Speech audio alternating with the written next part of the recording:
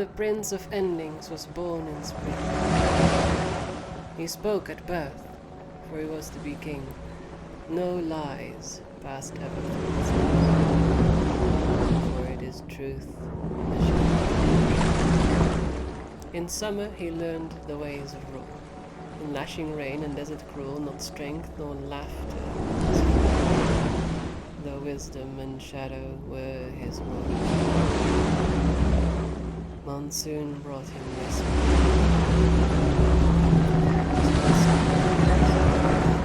He learned the song of opening gates and met dying, who beyond them waits. In winter he fasted for 70 nights, learning the ways that dying fights. Speaking and making war he knew, but love he knew not, for love's not true.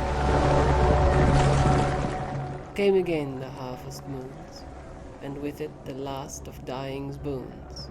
The Prince of Endings was born once more, for nothing can end, unless it's begun before. Zaidak, for poetry passed down.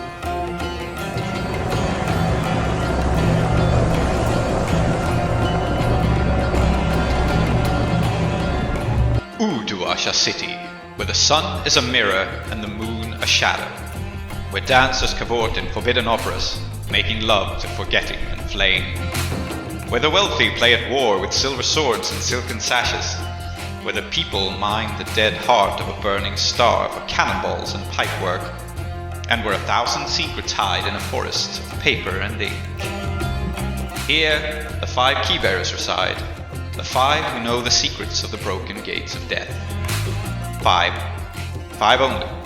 There is no 6th spire, forlorn and forgotten in the desert. There is no one who looks to the displaced, the poor and destitute and landless, whose ancestry has been stripped from them by foreign looms and foreign sparkcraft, and no one has ever heard of the House of Endings. But this is their story. Their roots pulled up and burned, they stand in filth up to their necks, and that is precisely why they must keep their heads ever high. Welcome to Uduasha, immigrant. May it fear the name of the house you will build. Welcome to Desperate Attune, an actual play podcast about characters with their identities in peril, played by an international cast devoted to fiction-first gaming, collaborative world-building, and complex character drama.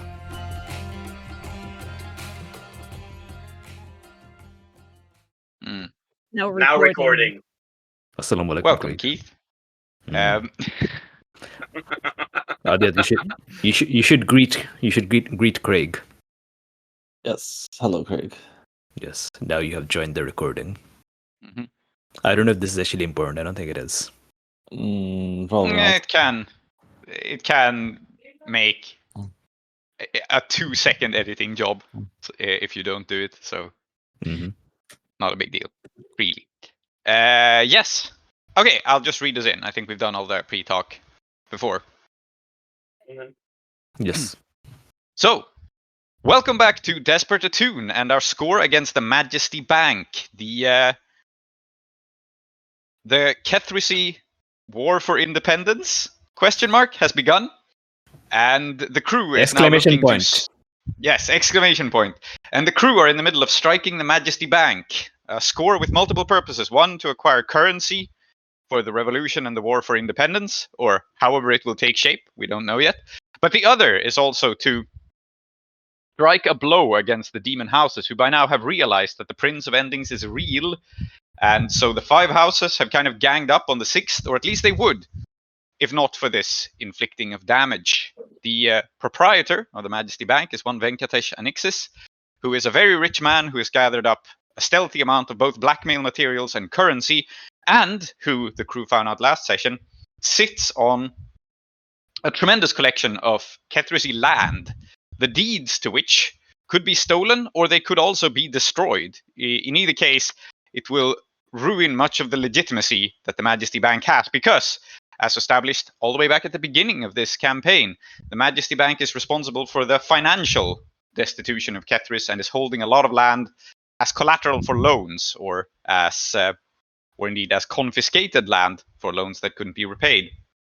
And so this is our crew's target: get the money, get the land, or at least get the Uduashans to release the land, and cause chaos among the 5 great houses. And with me, as usual, are our players and their characters, starring Zoheb as Bidruhi. Hello, it's me, Zoheb as Bidruhi. Starring Salty as Clem. I'm just Clem. Anywhere else I'd be a 10.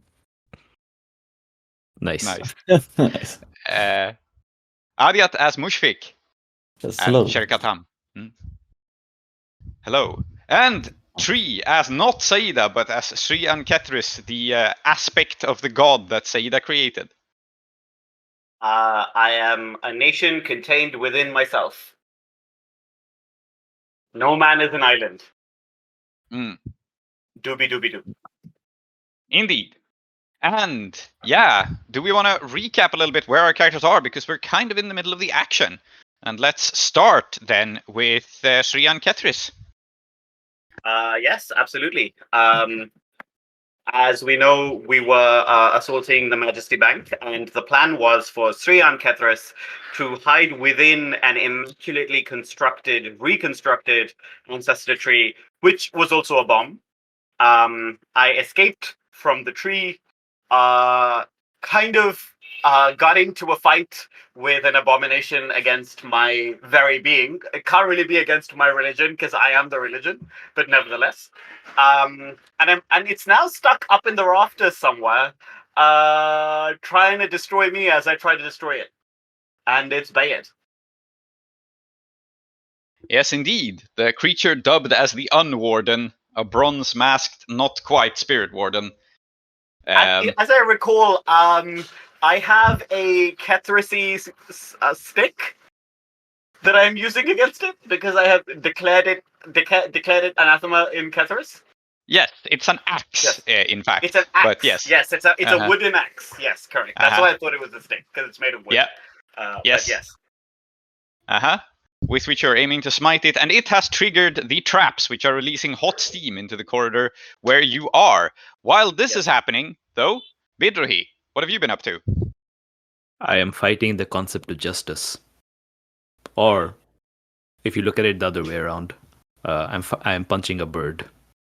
Yes. Well, so is that the other way around? Yes. Let me set it up. That's the TLDR. But yes. Okay. Well, no one's reading anyway, so I don't know why I said TLDR. Anyway, dear listeners, last time Bidruhi was outside the Majesty Bank, agitating and bringing basically the entire squad over on the pretext of a protest that is going to kick off into a full-blown riot and a raid on the Majesty Bank to reclaim our rightful Kethrysi property.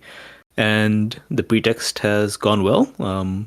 We got the Majesty Bank guards to level their firearms at us, and then there was a big explosion, and then all hell broke loose, and we were all about to rush in to take down the guards of the Majesty Bank, who happen to be, by the way, members of the Hive, who we also have a side interest in taking down. Let's not recap the whole thing. Listen to the previous episode if you haven't about that.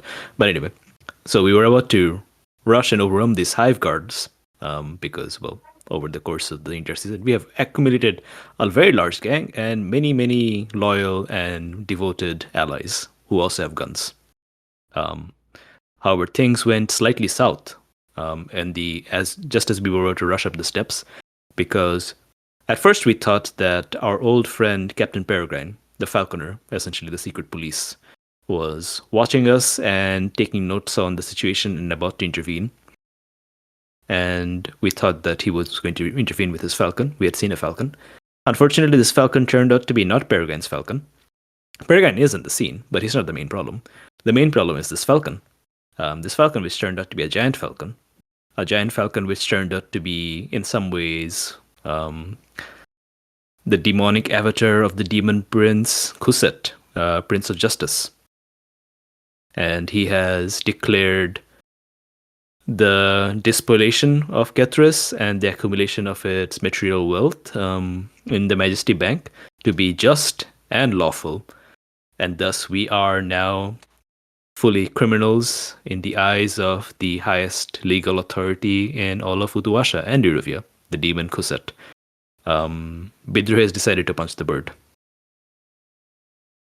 For any ancillary justice fans out there, and NWNI has declared us unjust, improper, and unbeneficial. Indeed so. I'm not an ancillary justice fan. I just want to punch the bird. Yeah. Yes. Absolutely. Sock it in the beak. We'll see how that goes. And then, on top of all this, there have been some fast food shenanigans involving Mushfik and Clem. Yeah. Who wants to catch us up on that? Yeah. We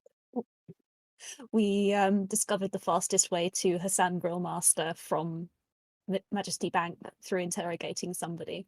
Some bank worker. Yeah, and Mushfik have been having a great time. I think that's all we need to say about that. Yeah. Oh, Yeah. and also Nothing. then we were posing as members of the Hive. Yeah, so we harassed some. I guess what was it? Some kind of clerk or some kind of junior officer, who turned out to be an Ashcroft whose sister was actually in charge of the security, whom we were pretending to be a part of. And yeah, so she confronted us, and I think with a little bit of I think was it a well-placed lie? We remembered the names of some actual guards and who we were able to pose as. But we were sort of also hoisted by our own petard because we set off the tree bomb in the basement, which we then, as the guards, had to go and investigate. Yes. I And don't know about we there. Mushfik set that off. Clem was too busy getting her partner the really important information. Yes. So basically what happened is that Mushfik tried to shake down a white boy, but the white boy turned out to know more about kebab than Mushfik did, and this upset Mushfik existentially. Yes. Yeah. That's what really happened. The rest of it is just incidental detail. And you are currently with Georgina Ashcroft, one of the members of the Kethrysi Ashcroft family. She is much more authoritative than her brother. She is a tall, kind of regal-looking woman with a bronze glove or gauntlet, which is somehow tied to whatever security system she's in charge of, I suppose. She is, clearly quite proficient, and she has heard the explosion going on in the basement and the alarm going off, and she has moved to investigate this. But as it happens, there are multiple alarms going off, and so where we begin this session, Clem and Mushfik, is you are moving alongside this woman, and it's just you and her for the moment. She is heading for the basement, but then this scream of a falcon comes from the lobby of the bank, and she hesitates a moment. And that is what I would like to pick up, basically. She's caught between two crises, not sure which one to investigate, and you may have the option to influence her, or even split up, or do something else. Let's zoom in on this moment. So, Georgina is kind of going down some very nice stone stairs, like these elegant marble stairs. She is in a hurry, and then she pauses in the stairs as she hears like the sound of a falcon crying and of the Hive soldiers gathering up. And she only pauses for a moment, but I want to give you guys the initiative here to ask you, what do you do? So I'm in this hall, right? Yes, with I wanted to start with. I wanted to start with Clem and Mushfik, but yes, you are in the very downstairs in this hallway that is filling with steam. Mm-hmm. Yeah. I was just wondering how far away I am, but that clarifies. Thanks. Yes. I think Clem looks at Georgina and Mushfik and goes, "Well, you two go and investigate that with the rest, because we've got, I believe we have Mona Darling and is it Beja with us as well? You lot go and investigate that. I'll link up with Sataman." Okay, so just to clarify, what is your plan? Who is splitting up where here? You're sending Pejal and Mona with Georgina and Mushfik to go and back up Vidrahi. Okay. All right. So your plan is to go down. Yeah. So Clem, your plan is to go downstairs and have Georgina and the rest go join the fight. Mm-hmm. Just to clarify what's going on. Okay, I think it's an action roll because you are trying to give Georgina orders, and she does not necessarily take them. But I think you have set yourself up pretty well. So I'm going to call your position controlled limited. Controlled, there's not much risk, but limited because Georgina is, unless you push her to rush things, she's not going to run into a fight unprepared. She's not a fighter, but she does have tricks up her sleeve, and she's going to deploy them first before whatever she does. So that's why I'm framing it as controlled limited to get her to do this. Quick correction. It was Mona Darling and Zahir. Yeah. Zahir, yeah. Mm-hmm. But either way, yeah, you have two people with you. And Clem, the thing you were trying to accomplish here is split off from Georgina, which you can do with your limited success, but you can't get her to just barge into a dangerous situation unless you do something to improve your effect.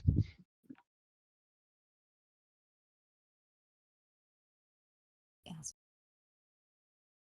I'm going to shift that to risky standard, and the way that Clem's going to do that is get right up into Georgina's face and go, "Look, you need to go and sort this shit out now, because otherwise you're going to have dead people in the halls of the Majesty Bank and fucking chaos everywhere. Okay, I'll go and sort downstairs. You go and sort that out now." All right. Yeah, you have positioned yourself as some sort of officer of the fighters, so this is plausible. So it's risky standard. I imagine the action is command. Yes. Mm-hmm. Very good. And yeah, I will offer you a simple devil's bargain here.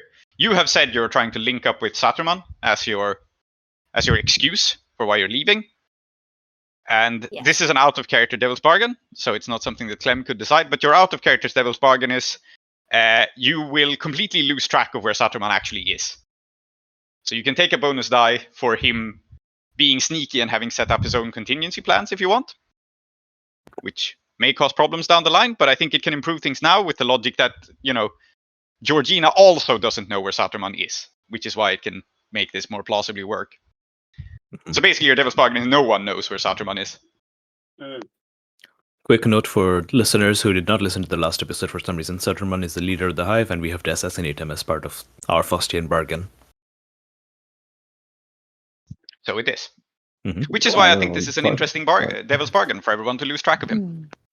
That's a terrible way to refer to our very good friend Munna, who is a very good friend. She's a good friend. I'd like cool. to keep. Yeah. I'd like to keep track of. To remember. Okay, then. You do not have to take this devil's bargain. And I'll take it. I'll take it as standard. So just the normal number of dice. I should have taken that devil's bargain. That's a 3 and 3 and a 1. Oof. Can I add lovely. them together? That's successful, right? Okay. So what happens is that Georgina stops. She composes herself. She looks at you, and she says, "Go then." And she points for you to head downstairs, and then she raises this bronze gauntlet, and she looks at it, and there is this moment, I think, where both Clem and Mushfik realize that something is happening to the ghost field as she holds up this gauntlet and makes a gesture. And she orders you to go. She just stops in the stairs. And she is beginning to manipulate the bank security system via the ghost field at this moment. And unless you resist it, she is going to be able to perfectly track Shria and Kethrys. But she's going to know what is happening downstairs. And then, obviously, you don't get what you want, so you won't be able to send her off because she's definitely going to prioritize a spiritual bomb and Shria and Kethrys in the basement. Like, what's happening upstairs is still just a riot. So... Do you want to resist that, or are we okay with her? No, I think I'll resist it by. Yeah, I mean, Clem can feel what's going on. Perhaps this is happening behind Clem's back, and I think they're reaching back out to figure out which part of the mechanism is causing, like, resonating in the ghost field and trying to dampen it down. So she's going to have to spend more time doing that, giving Mushfiq an opportunity, because we're alone right now, right? Yeah, you are. Wonderful. Absolutely. You can resist it, and I think the way to resist it then is, like you said, it slows her down. She's still going to be able to pull on these invisible strings, but she'll be slowed because you're basically interfering. It sounds like a resolve resist, basically just you reaching out and screwing with the ghost field on sheer willpower. Yeah, I'm down for that. Just the one. And you take 1 stress from doing so. And okay, yeah, this being resisted means that Mushfiq, the ball is in your court. So she still raises this gauntlet, and you can tell that she is doing some sort of, like, spiritual bullshit. This is Akorosi technology, right? So maybe she's technologically plugging into the ghost field, but she's doing something. However, it's taking her time and focus. So you have an opportunity to act.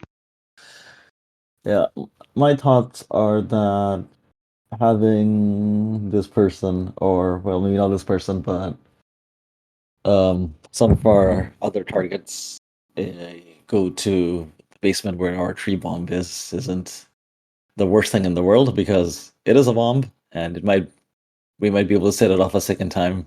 And if our enemies are in close proximity of this bomb when it goes off, that might not be. I think you're in a position to lure her into, like, what you can do is to persuade her to investigate the tree before she investigates Shria and Kethrys, right? That's something you can definitely do. Tell her, like, oh, we need to go to the artifact storage room. That's where the source of it is, or something. That's perfectly possible, I think. Yeah, so would it be possible to make it so it's not just her? Because we don't particularly care about this person, right? We just don't want her to get in the way.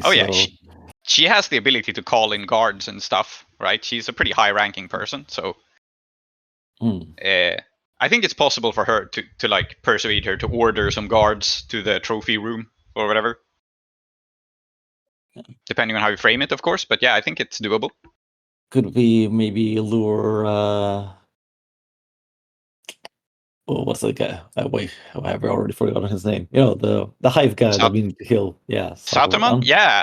I think that's also possible to achieve, although I think that would be your great effect, probably, to get Saturman and Georgina into this room. So, depending on what you do, we can frame it in different ways. But I think you're starting off at risky standard here, and if you can get great effect, then you can get, like, an important person.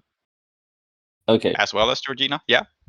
Okay, if she's using her glove to, I guess essentially do, like, tap into the sort of, like, ghost field CCTVs, maybe I can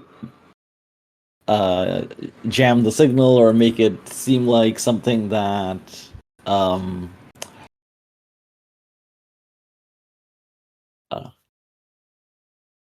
okay, so I think what we'll say is maybe it's not something that I'm doing now, but just when we were making this tree bomb, just the signals or the vibes that she's getting off it would mean that she's going to get someone like really high up to investigate. Like, it's not something, as you said, she's not gonna just rush into it, right? Yeah. So that makes maybe, sense. So maybe we can do this as a flashback, that it's, or if that's necessary. Sure. Sure. We can do it as a flashback. That makes sense that you've set this up ahead of time. I have this hilarious image in my head that it involves certainly strategically placed bananas to like bounce the signal off of.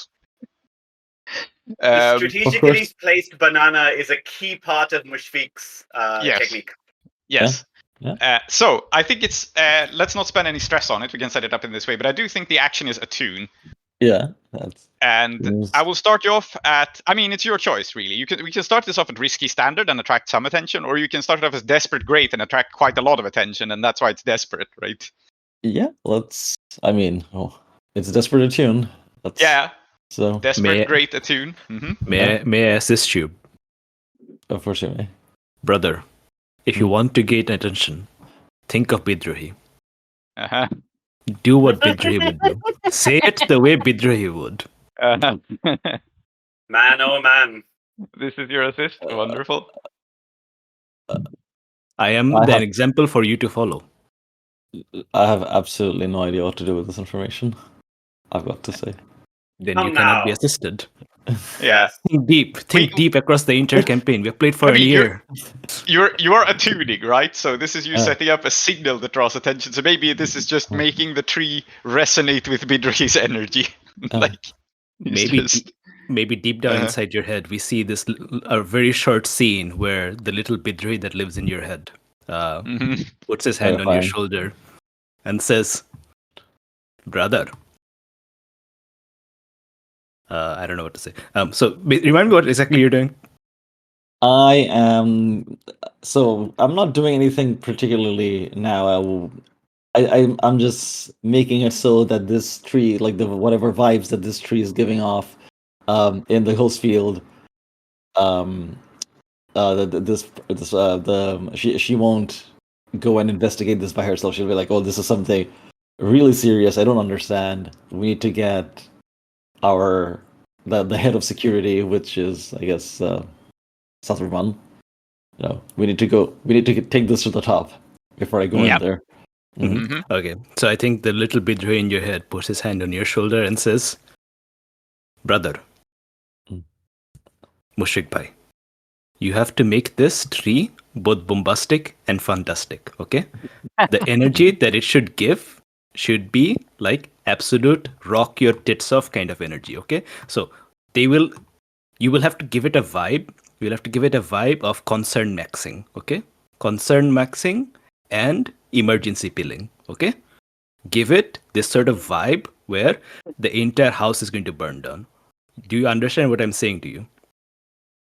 No. This is awful. No. This is horrible. But yes. What the hell is concern maxing?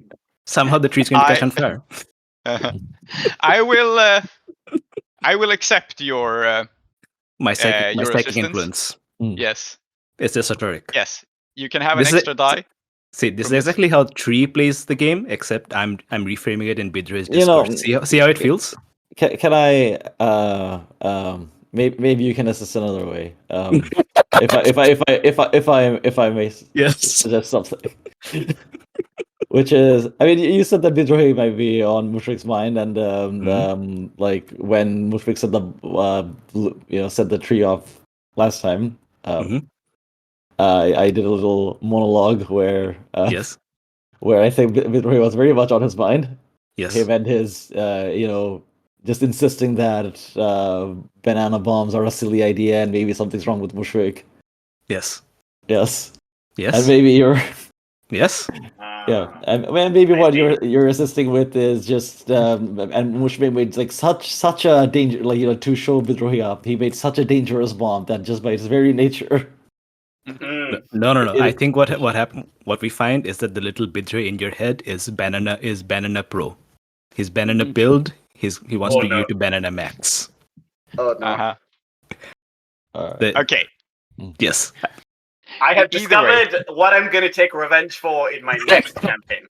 Thank you for this. Good, great. Good. Mm-hmm.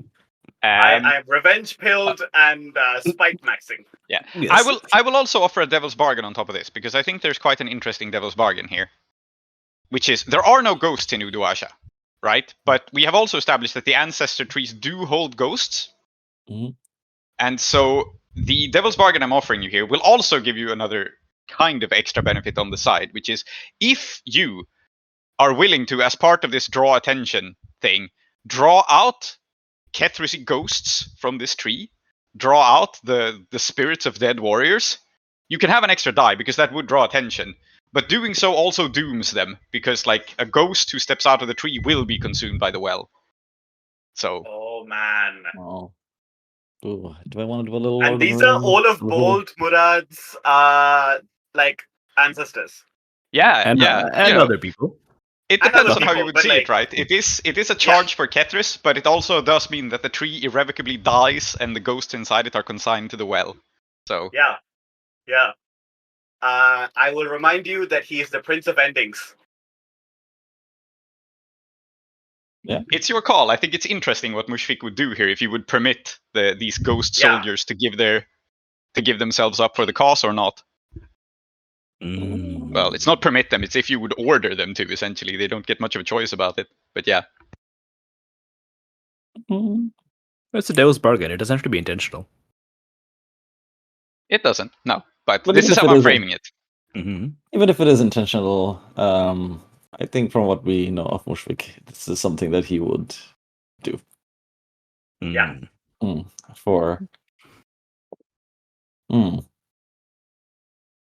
right, but all of this just to gain attention seems a bit much. Like, would I mean, because if they just turn up and it's just to gain attention and then they do nothing else, that seems like a bit of a waste to call upon them now. I will let you have this Devil's Bargain later if you prefer. Like, we can leave it on the table and it can be something you can invoke for a different action, and you don't have to take it now. That's also a cool way to do it. Yeah. Like, let's say it's an option, but we'll do it when we really need it. Okay. Yeah. Then you don't get the bonus dice now, but we have established that this is a thing you can do. So, cool. All right. So then it's Attune with 1 bonus die from Bidruhi's assistance. Desperate Great. Banana maxing. Let's go. Okay. It's a 4, a 2, a 3, a 3. Yes. So, what will happen here is that she will realize this and she says, that tree, it has to take priority. And she makes like a gesture. In fact, actually, I don't think she gestures with the bronze gauntlet. She strikes it into a wall, and there's like a noise that resonates throughout the whole building. And it's as if she strikes like an invisible gong that resonates from everywhere at once. Like if the whole building is vibrating. And she calls Saturman's attention, and whoever else is available's attention, really. So, this is your success. The consequence is something that, like, the characters will not be aware of it now, but you can resist it now if you want. So, zooming out for a bit, we see this gong go off, and we see Saturman rush out, the hive goons rush out, like everyone's going to be investigating what is happening in the basement, everyone that's not already fighting in the riot. And then we see a meek, boring-looking man. He has rather long black hair that he keeps tied up. He has a neat little mustache. He is diligently working at his paperwork in some back office in a boring, forgotten corner of the place. And then he hears this strike ring out, this punch into the ghost field. And something in him quickens. And he remembers that he is not Dawood, the office worker. He remembers that he is Ixis. Oh, no! We just say yes! Oh, yes! Ixis, if you accept this consequence, Ixis is no longer spending a year dead for tax reasons. He will wake up. Oh, man. I want Mushfiq to kill a demon. Why would I resist? Yeah. There you go. If you kill Ixis, he'll be like, I meant to do that. Yes. It's all part of my plan. Yeah. He does have plans within plans, but he is also tremendously dangerous. So yeah, you don't have to resist it. But this then happens. And so yeah, Georgina will rush towards this basement, and so will Saturman. And what Ixis does, we'll see, but it is definitely not in character for Ixis to rush into things. No. But yeah, lovely. Lovely. That's not something that, I have never said the word lovely except when I really mean it. So, yeah. Say it now. I don't yet really mean it. Okay. Well, Prince, I'll give you a lovely. Thank you. Speaking of lovely things, yes, I think it is a good time to cut to Sri and Kethrys. So Georgina and co are not catching up with you in the basement.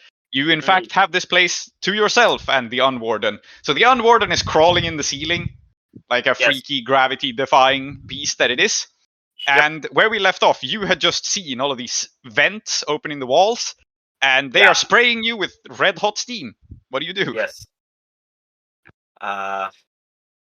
What do I do indeed? I think that I am going to. I know fundamentally that this thing cannot be permitted to continue to exist, and I know that I have a body, and apparently the body has to be protected lest it fall apart. And so there is a part of me that sees these two very competing concerns and understands that while I can end this thing later, the body cannot be rescued later. And so I must turn my attention to this boiling steam shit. And so I had an advance left over from last session. And I will take is it ghost form? The one that allows you to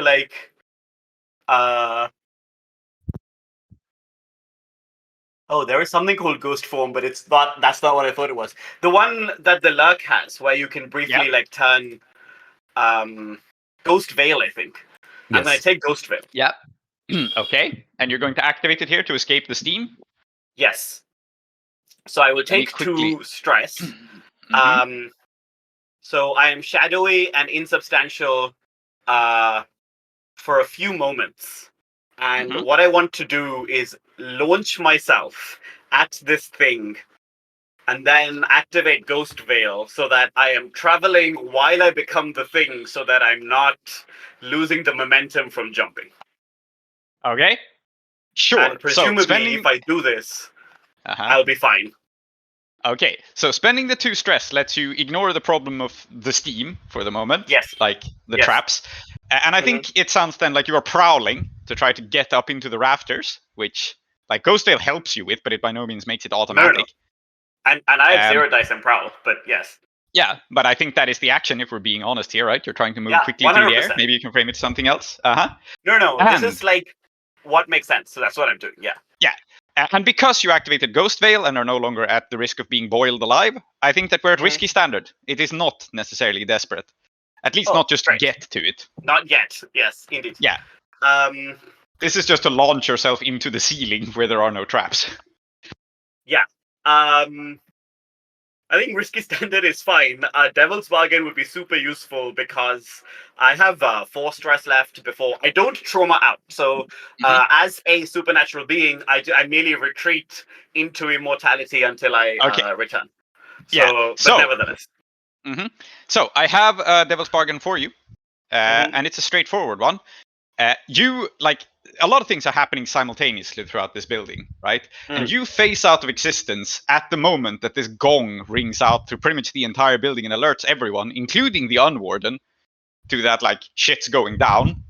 Because Georgina has woken up the supernatural defenses. Your Devil's Bargain is simply you miss this.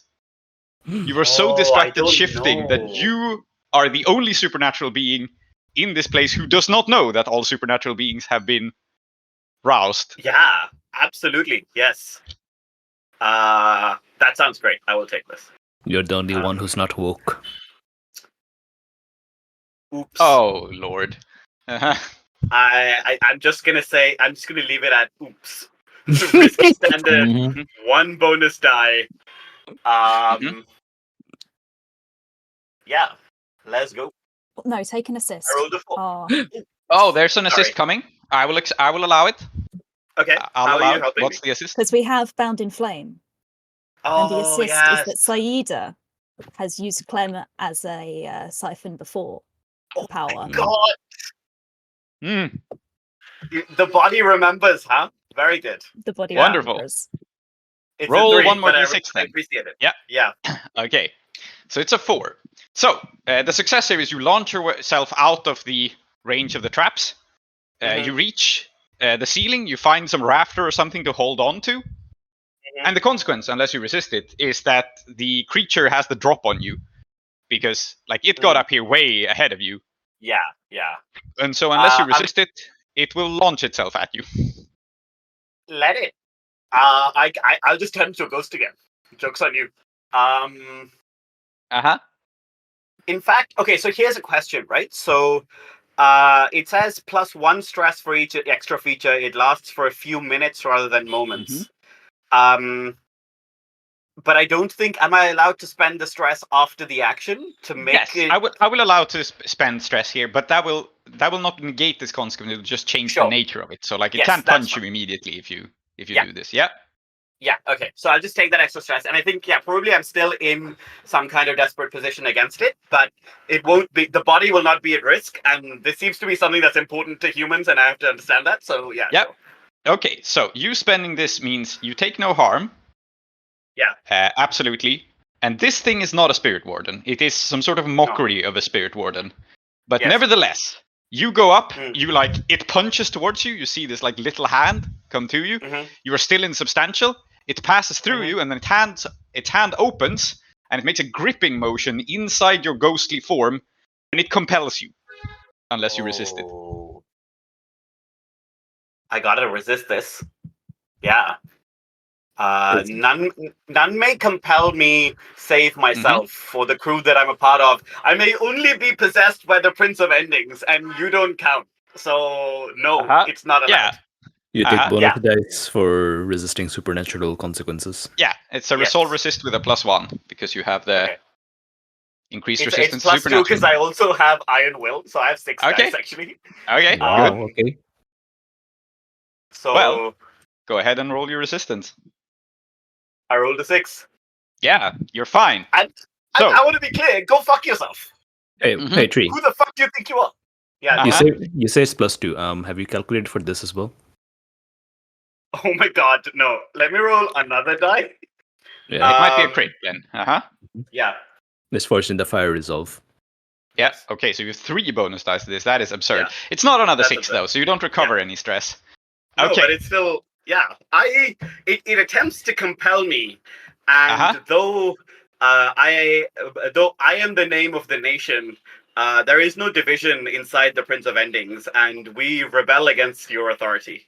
And I think for a moment, somewhere else, the name Bidrohi, which is doing whatever shit it's up to, resonates through me, and I reject it. Yeah.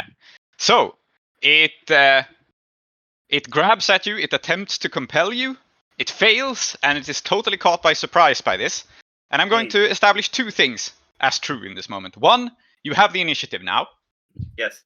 You're in melee combat with it, you can fall out of your ghost form and do harm to it, or maybe even do harm to it while staying in ghost form, that's up to you, but it is surprised by how you don't obey its commands, and it is a mindless, soulless being, so it's not very good at adapting to surprises in this way. And the second thing that I want to establish is that I think the way for you to recover stress, since you no longer indulge vice, the way for you to feed, quote unquote, as a vampire is obviously to end this thing. So yes, correct. This is pretty much your only way to recover stress at the moment, is to kill this. Yeah, this makes sense. And I think that I'm also compelled to end it by myself, right? And so I'm in this ghost form. I have repelled it from my being, and I will say, Kethrys banishes you, and so does the world. And I will strike it with my axe, hoping to end it utterly. And I guess it's. I'm imagining this more as an attune because it's not the physical act of hitting it as much as the metaphysical act of nevertheless hitting it. Okay. Sounds good. We can call it an attune. I think it's desperate and standard. We had a clock for this thing, which has already been ticked quite a lot. Like you did make progress on this last time. Yeah, I was looking for the clock. Is it in factions and clocks?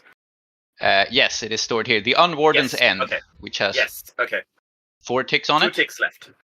Yeah. Indeed. So standard would be enough, but it is desperate. Yeah. So we're looking at desperate, standard. I am joining the Mushfiq Club in desperately attuning.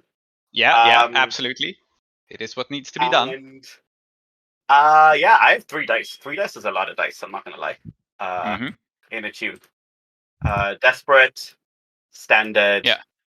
I have a devil's bargain for you. Yeah, absolutely. Which is that since you're attuning and channeling stuff through this wooden axe, the axe will be corrupted and break. Like, it will not just shatter in half. Yes. This is like a holy relic of a weapon, and you are changing it by using it in this way. Like, it will in some way be not just broken, but like sullied. Yeah, I think it'll become anathema to me, right? Because I am using it to end something, but what is happening is that in some way I am preventing the body's end, right? Like I'm saying that actually the body should continue. And there is some contradiction there. And the weapon that I am using to end this may indeed be destined one day to end me. Good. Great. This is your first act of violence, right? This is the first time you're killing something? I think so, yeah. I have ended things in other ways without killing them. You're right. Yeah, this is I had added a fine axe to my sheet because I had picked it up. I'm going to keep it on my sheet, but I'm now going to call it a fine deadly axe. And if I ever mark this box, I'm probably dead. Yeah. So, yeah. Good. Yeah. Desperate, standard, 1 bonus die. I have rolled a 6. Okay, describe what it looks like. So this is a hollow, right? It's made of metal. It's a hollow, which means that it's a hollowed person that has been modified. It's a hollowed like person. Has this match. Yeah, it's not a hollow. Yes.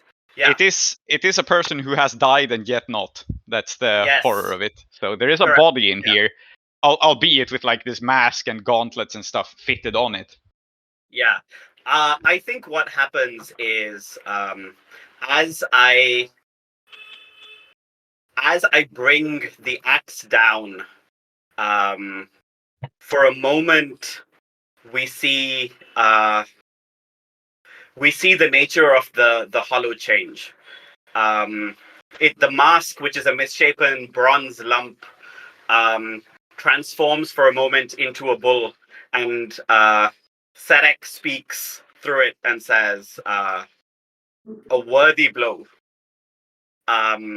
Because even though only 2 demons are currently here actively engaging, all of them are watching, right? And this is just a reminder that, like, one of the reasons the others aren't interfering is that, like, too many cooks will absolutely spoil the broth.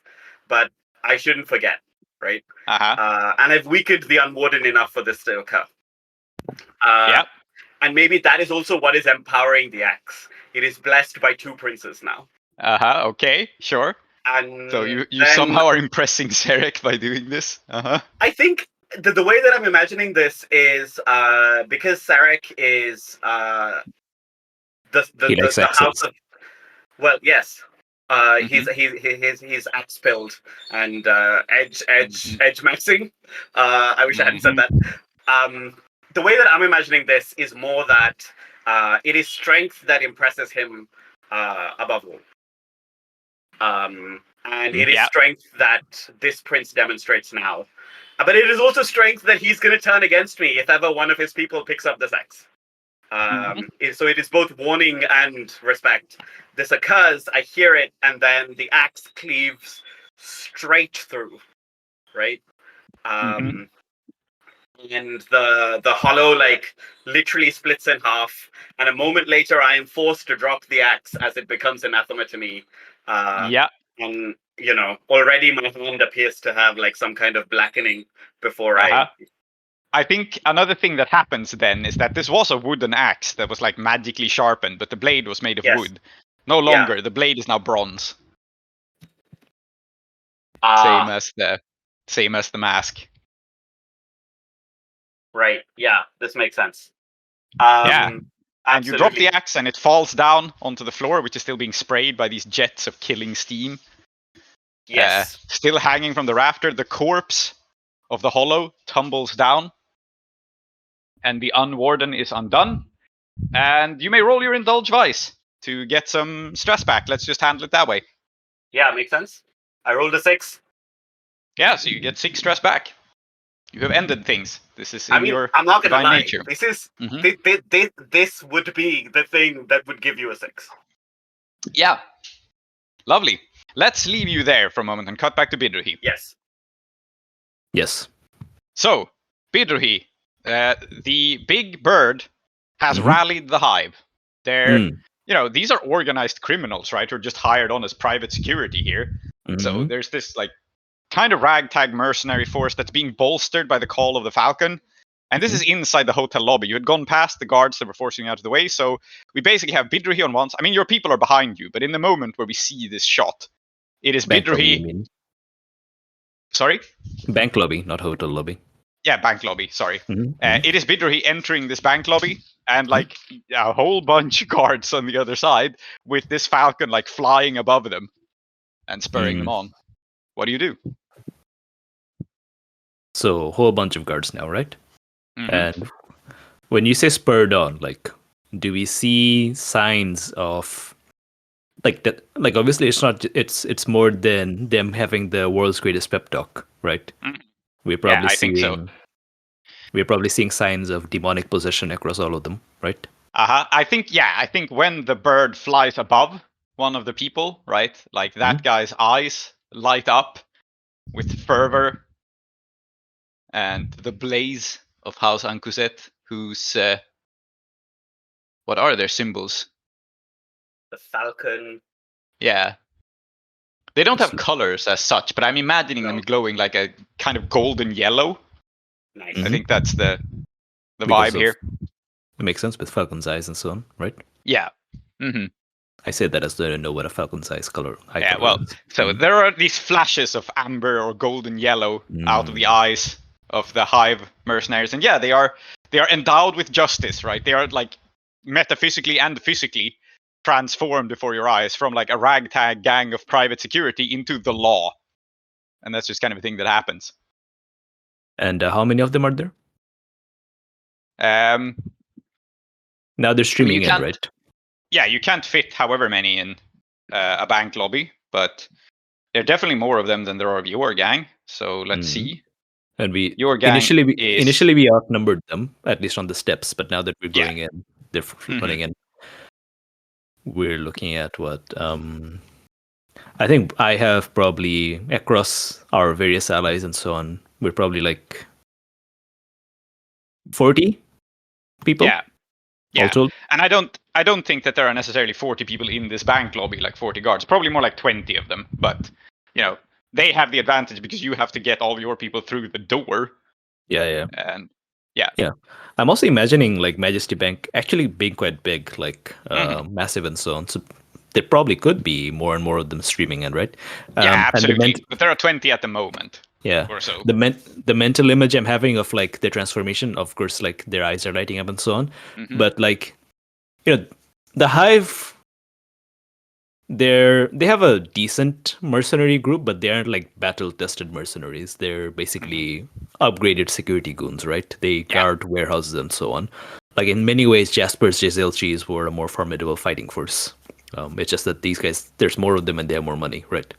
Yeah. But now I'm imagining what's happening is that as the avatar of Kuset is flying above them, these guys suddenly lock step into perfect military drill, like superhuman fast. They level their guns they're forming ranks and so on. It's like one single mind. If that mind was possessed by the world's most like an athlete with superhuman alacrity. Yeah. I also think that something that happens here, which maybe this is too on the nose, but a little bit what happens here is I think they transform from what colonial soldiers actually were to what the myth of colonial soldiers was, right? Mm-hmm. That's like from guys who are here as a sort of disorganized force to loot stuff into like suddenly being very well organized, disciplined. One of us can take 100 of them kind of people.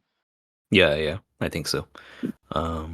Yeah, they're probably like, there's probably some sort of subtle like changes also in like just, their clothes are suddenly brighter and so on. Like there are just things that are happening, right? Yeah. Now, of course, I say things that are happening as though we have time for this, but of course they're about to shoot us in with that superhuman alacrity that I described, right? Yeah. Mm-hmm. Yeah, there's quite a lot of us. There's a lot of them. They have the power of God and enemy on their side. I'll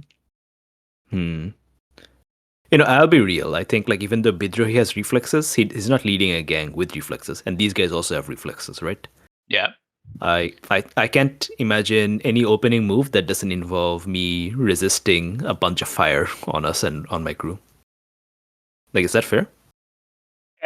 It is. What I'm giving you is, I am giving you, though, because it takes a moment for the Falcon to power up, like a moment to act here, which can be stuff like barricading yourself, closing the door, or rushing into the room. So I'm not framing it as, I'm not framing this as we go straight to combat. I'm saying, what do you do? And your gang shooting at them just isn't possible, because your gang hasn't fitted in through the door yet.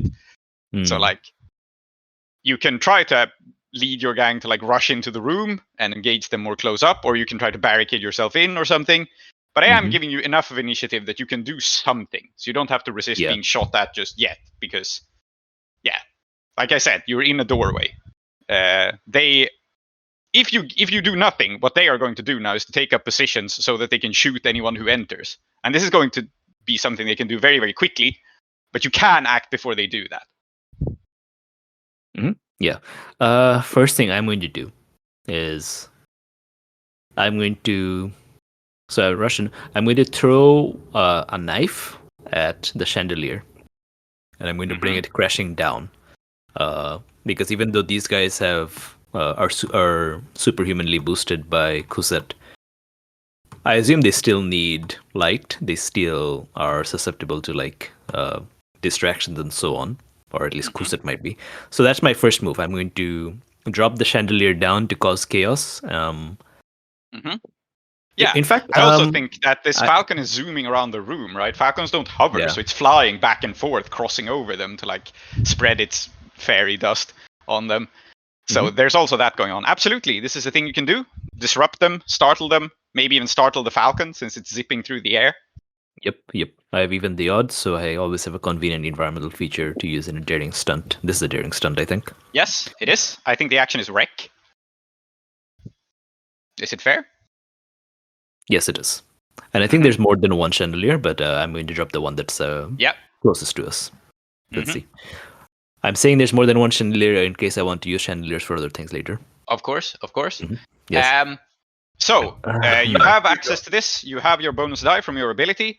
I think that, again, since they're not in a position to gun everyone down just yet, it is desperate standard, but it is desperate in the sense that you are personally in danger. Like, your gang hasn't entered yet, so your gang can't all be gunned down yet. Yeah. So, if that makes sense. It's desperate, but on a personal level. Yeah. But you have standard effect in that you can absolutely throw them in momentary disarray by doing this. Let's have a look. Yeah, so I only have one dot in rec, so if there's some way that I can be assisted, if I can get a Devil's Bargain as well. Actually, no, I think I'll just push myself instead of taking Devil's Bargain, but I will welcome in assistance. Unless you have an interesting Devil's Bargain, of course. Yeah, I'll leave the floor open for people to offer assistances here. I can assist. And I think the way that I'm assisting is that much like what what Clem did for Saida, which the body remembered. I think Sri is even now like up in the rafters, feels you making this attempt, feels you like challenging the demon, and lends you a bit of Sri's own strength through the bond that we share. It just makes you like physically like just a little bit faster. All right, very good. And the devil's bargain I don't think you will take this, but I think the logical devil's bargain here is to leave yourself open to Cosette's direct influence. It's still crying out orders and such. And I think if you want to, you can leave yourself open for this demon to basically talk as a free action to you. And it is a demon, so its voice is dangerous. Mm-hmm. Though we cannot be possessed. Nope. No. Wait. As in we can't, as in we shouldn't, or as we can't, as in we literally can't? We can't. You literally cannot be possessed. No, it can't just take over your body or anything like that. But if you take this devil's bargain, it will have the opportunity to speak to you in a very authoritative voice and try to dissuade you. I mean, I'm going to take that because it's interesting. I want to hear. I as a listener and player want to know what it would say. So I'm going to take that devil's bargain just for that. Good. All right. Let's bring the chandelier down. Hopefully this works. It does work. It's a 6. Nice. It's a 6. Nice. Yeah. So the chandelier comes crashing down, and the falcon dives towards you. And then there is this moment where time basically just seems to stand still for a second. It is after all the demon that is very swift. So I think what we actually see is there's some sort of bullet time where everything else moves incredibly slowly around you. And in this stopped time where you can't move but you can still perceive things, you see this falcon turn into the strange outlined form of a humanoid, kind of. Like it takes on some sort of near human form. Yeah. And in fact, this is an interesting question for you. What does justice look like to Bidruhi? What do you see when you imagine the representation of justice? So here's the thing. I know that, metatextually, I think when we think about justice, when we hear the word justice in 2024, with especially as with our particular political views and so on, we probably don't think about the actual concept itself and much more about punishment and jurisprudence and the police and so on as they really exist, right? But and that's, I think, the form that we are seeing justice take in this situation, right? It's something that is unjust, as it were, right? Yeah. But I think there is obviously a concept of justice that transcends actual politics and the world that we actually live in, right? There's the concept of justice as it should be, right? And that's something that's also something that we talk about, right? Environmental justice, racial justice, and so on, right? Yeah. So I think, despite everything, fundamentally, when Bidruhi thinks about justice, he imagines something good, right? So I think what he imagines is someone who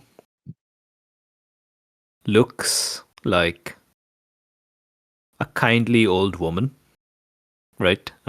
With long robes and so on, probably sitting under a tree somewhere sunny, right? There is because we do have sun. People do know what the sun kind of looks like, but so it's in that kind of sunset sort of vibe. So he imagines this kind of scene where he's sitting cross-legged in front of this great sage, who is going to hear him out and pronounce justice that is true justice, kind, all-encompassing, and unarguable with. Yeah. And so this sagely person appears. The falcon flies forward, then transforms into the sagely old woman. Time seems to slow down. And I think there is this bizarre superposition of sunlit sitting under a tree, while at the same time you see all the chaos in the bank unform in ultra slow motion around you. Yeah, I think the sunlight through the trees, the dappling effect through the leaves and so on, that is being replicated by the lights bouncing off the glass of the chandelier as it falls. Yeah. And The old woman looks at you, troubled and concerned, and she simply says, "You are aware that you are about to commit murder, aren't you?" Yes, I am. Bidre says, because I think this is a position where lying is impossible. Mm-hmm. Yeah, and she inclines her head, and she says, "And by what law do these people deserve to die?"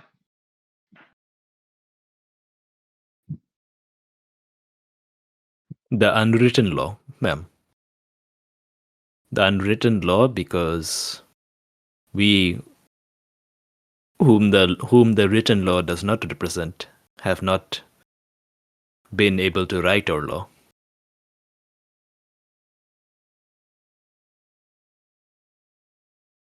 Is this the law of your Kethrys? The execution, the mass execution of strangers? Is this your Kethrys?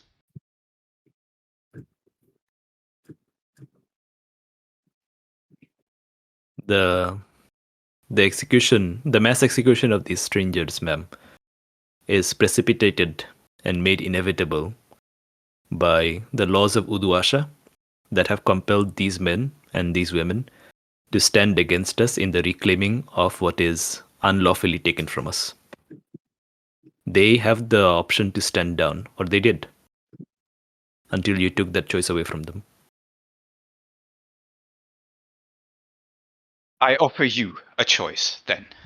I offer restitution, negotiation. I offer a long-term plan for the peaceful return of your land.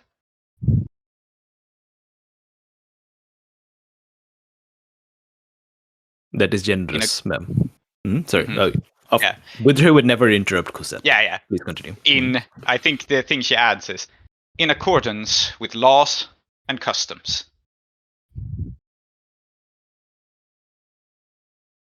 But whose laws and customs? Mm-hmm. Yeah, whose laws and customs indeed. I think the concept of justice looks at you and says, every human recognizes the need for debts to be repaid, for rights to be respected. You say I took away the choice of these people. The people of Kethrys had a choice. The gentlemen had a choice. They borrowed money from this bank of their own free will. These are the laws and customs I mean. Then, ma'am, can it be so that the gentlemen of Kethrys made certain choices, and then, because of those choices, I live beside this river full of trash, away from my home, with my mother crying, my father wasting his life, or the man I thought was my father, wasting his life, turning sickles into swords?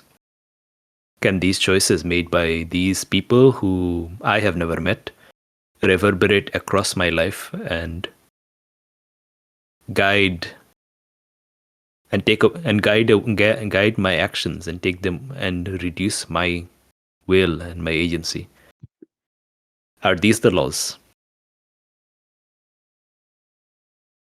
Justice is longer than a single human lifespan. The choices you make now will mean others grow up by the shores of Kethrys, poor, destitute, desperate, without laws to govern them. You have this same. You choose to do the same thing here for future generations as past generations did for you. Is there not justice in that? I think. I think, like, obviously, like in real life, Bidri would think about this and respond. But I think in the sort of like heightened sort of dream time that we're in, Bidri has the answers readily available, right? Because this is speed, right? despite the talk of long term. I think Bidrohi would just kind of like brighten up as he sees the obvious solution to this problem, and he respectfully says, "Yes, ma'am, you're right. These are my current choices inevitably will make it so, but this is suggesting that after this, I am not capable of making other choices. After we take our things back, and once we are in Kethrysi, I will make choices that will have good laws. I will make choices that will have my people no longer destitute and have them have not the wealth that can command nations and so on, unless that's something that happens because of other choices. At least that is not what I would want to make, but comfort and dignity that we currently do not have. And that is what I mean, ma'am. We make choices and then we make more choices. And that is the web. That is the architecture that I want to create." And you are willing to face the consequences of these choices. That is the... I mean, I'm posing. Bidrohi wouldn't pose. I'm trying to find the word.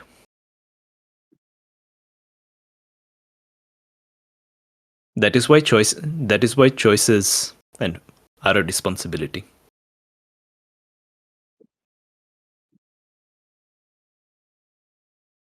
Yeah, I think the demon looks at you and it says, "So be it. I curse you with the consequences of your choice." Thank you, ma'am. And I think, this is possibly something you can resist. Otherwise, you will be cursed with consequences, whatever that means. And then time will unfreeze. And that is that. I don't think I can resist the concept of consequences. Yeah. No, I can. You can resist being cursed by whatever that means. Like there's a demon prince cursing you, but maybe it is a demon prince cursing you with what would have happened anyway. I mean, demon princes are sneaky that way, right? So. Oh my god, it's a con. It's a con. It turns out Kused could never do anything. She's just an advanced con man. Look, no, what is natural? What is natural law if not things which happen naturally? Yeah. I'm going to resist, and in the same way that you aren't telling me what I'm resisting, I'm not going to tell you how I'm resisting. Good. Mostly, the thing that is interesting here is whether you defy this demon's judgment, and it seems that you do. So. Yes, I have an interesting idea for how that could manifest, but we'll see. We'll get to that when we get to that.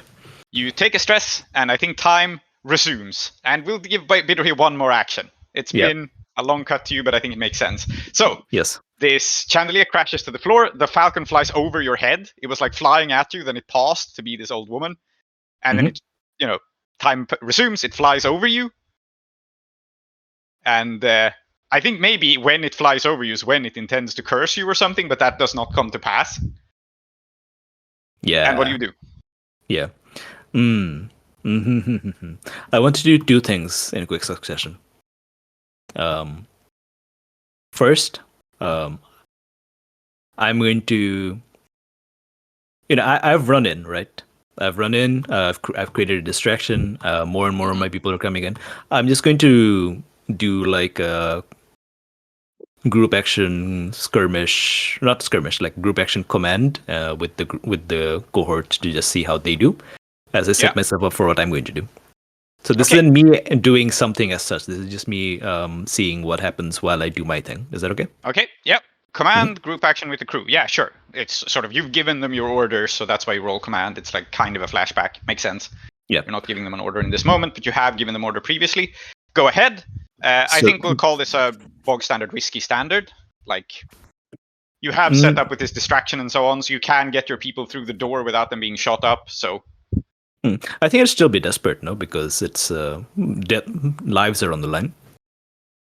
They are. Mostly, I'm framing this as risky standard, as in your cohort is not at risk at taking catastrophic damage immediately, which they otherwise would have been.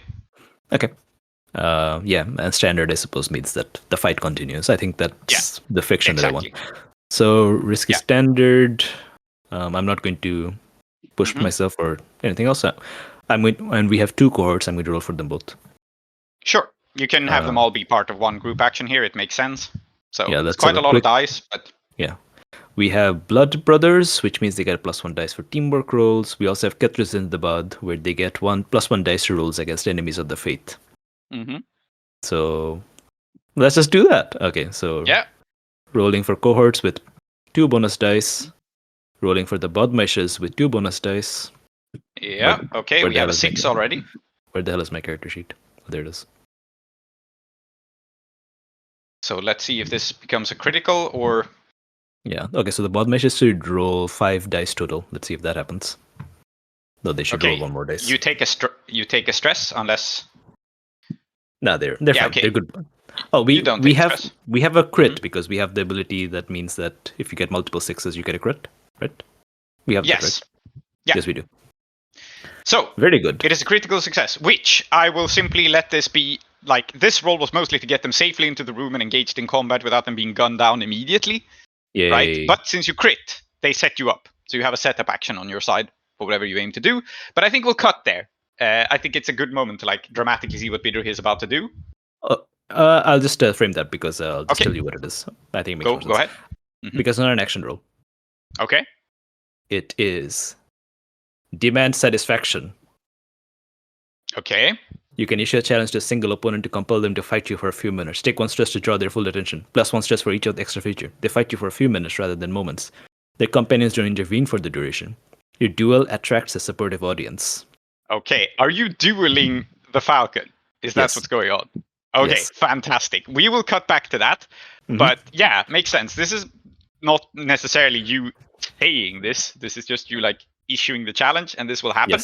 Yes. Fantastic.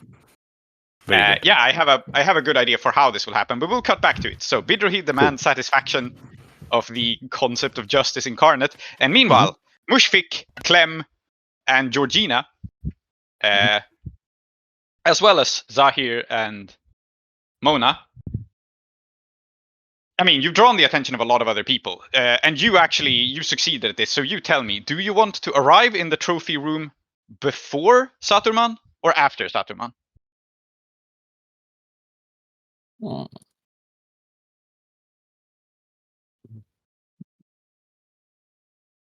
I'm more interested in trying to figure out what Ixis is up to, and if there's any way I can find out. I have an idea for this. Well, it's up to you. What I'm giving you a choice between now is literally just you attracted people here. So my question is, since you succeeded, do you want to enter this trophy room and set stuff up before people arrive, or do you want to enter a room that already has people in it? Okay, so I would assume that, I'd think that they would enter the trophy room, and it would take them some time to investigate, maybe. Yeah. I mean, absolutely, it will. Yeah. So. I'm just asking how to frame the scene, right? If it's like you enter it and then prepare, or you come upon them as they're investigating. It's your call. I think coming up on them as they're investigating is fine. Okay, then I think what we see is you are in this room and we see Saturman. Like, he is the person who draws attention. You've had a description of him to begin with, right? And I think he is probably, like many of the Hive, like of mixed Eruvian and Dagger Islander heritage. And I'm imagining him as a quite wiry guy. Let me see what we have defined on him real quick. Does someone have that easily available? Well, I have it here. Yeah, he's calm and patient, but physically I imagine him as a kind of wiry guy, like tough leathery skin, quite thin, has like that worn appearance to him. He's been through a lot. He wears the same uniform as the other people, but with some pauldrons and some other decorations. And yeah, this man has his sword drawn at the moment and is touching the tip of it to the tree very, very carefully. He is aware that there is something like spiritual bullshit here. I think he has the other Hive enforcers with him. He probably has some sort of like 2-bit whisper, right? So like someone behind him who has some sort of talisman, some like Hive person that's with him as a second in command. But obviously, as Georgina enters, he would defer to her knowledge. And there's a ton of other Hive people in here as well. One of the quirks of the Hive is that they are strict adherents of the Church of the Ecstasy of the Flesh, so they abhor the spirit world. Something that is probably relevant here. Yeah, that they are very, very cautious of this, in fact, and this makes sense. So I think the person behind him then it's not a 2-bit whisper, it's someone who has like some spirit bane charms and is, trying to counter whatever influence is going on here. So he is tapping this tree with the tip of his sword. And you guys can take the initiative, of course, but I think Georgina enters the room with this gauntlet held up. And I think she, unless you do something, she will immediately issue him a warning to back away. Because this tree is very dangerous. Yeah, that makes sense. Yeah. Okay. Then I will have her speak, and you guys can feel free to act at any moment. But she raises this gloved hand, and she says, "Back off. Back off. There's something very wrong with this. How did this even get in here?" And Platterman, I think, just says rather laconically, "Well, your pet was supposed to be checking it out, but it isn't here. I don't know what's become of it." And this startles and brings her to a pause for a moment. The Hive people clear away from the tree, back away from it, surrounded by all of these other artifacts, as she approaches. And what is happening here is that she is holding up this gauntlet. She's trying to figure out what happened to her unwarden that was supposed to be making sure everything in here was safe and doing whatever it can to delete whatever dangerous spiritual influences are going on, right? Mm-hmm. And so there is this moment now of them trying to piece together what has happened. And what do? Mushfik and also Clem. You have a couple of moments here because they're not going to figure this out immediately. So you can mess with what they're doing. You can reposition yourselves in the room. You can look around. You can do any number of things. Yeah. Salty, any preferences? We could just... we could walk up to the tree and... Oh, sorry, go ahead. Mushfik was the one who wanted to come down here. Yeah. So I think Clem's deferring. All right. Yeah. Should be simple enough to just, walk up to the tree and do some, spiritual world fuckery here. And you want to unleash the ghost army held within? Or well, we couldn't we? But it'd be so much more fun to unleash that on Ixis instead. But we don't know where Ixis is, and the character doesn't know. I could set you up to find out where Ixis is. All right. Because I have ghost mind, demon mind, which means I'm always aware of supernatural entities in my presence, and I get an extra die when I gather info about the supernatural. Okay. And I know now that the demon houses are here, and it's probably a good idea to try and figure out what's going on. And I don't know that apparently there's some kind of fucking supernatural ban on the place, so it's probably risky, but I would like to find out where Ixis is and potentially tell my friends. Okay, sure. You have Bound in Darkness, so this is possible. Shall we do that first then? So yeah, that's what I'm hoping. So if this is a setup action, then I can put Mushfik in a good spot to take on Ixis. Yeah, absolutely. So you are still hanging in the rafters of this place with all the traps going off. Right. I will say it will be difficult for you to get out here. I don't think it's the case that they're just continuously spraying everything with steam, but you haven't figured out what triggers these. So if you step 100%. Down the floor, there's every risk you step on a pressure plate and they go off again. Yeah. That's why I'm up for the moment. Yeah. Exactly. So you're hanging in the rafters. You don't have a way out, but you can, of course, search spiritually from here. Yes, that is possible. Yeah. So what you are trying to do is locate Ixis. Well, that's your goal, locate. Yeah, I mean, I don't know if Sri knows it's Ixis specifically. I think Sri is trying to figure out what supernatural influences are here and what I need to be warning people of. Certainly, when time stopped for a moment, Sri was experienced deja vu or something for a second. It's like something just happened. Mm-hmm. Right? Yep. So Very well. I'm just trying to So because of your abilities, this is not outright impossible for you. But you are trying to detect the influence of secret, blade, shadow, silence, nothing. Correct. So you have 0 effect as you start out. It's not impossible, but I will start you at 0 because one does not easily find this particular demon prince, even when they have dropped their alter ego. Yeah. Mushfiq, do you want to do a group action instead then, if we're starting at 0? Yeah. Why not? Okay. So I will start you off at, I don't think it's quite desperate 0. And the reason for that is that like you're reaching out and you place yourself in a desperate position if you give anything at all away. But we're starting off at risky 0. Okay.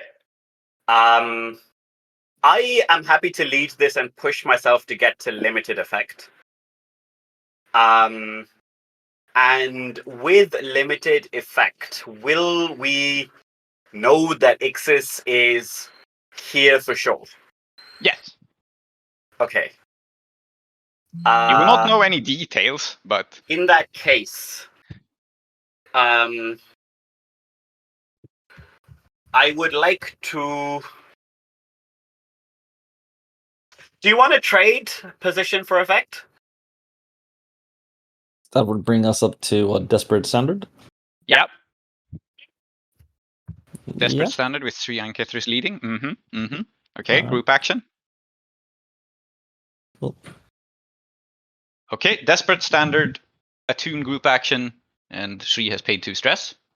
Yeah. All good so far. I think that's about it, right? Yeah, I think we got this. Yeah, 6 dice. I mean, come on, it's 6 dice.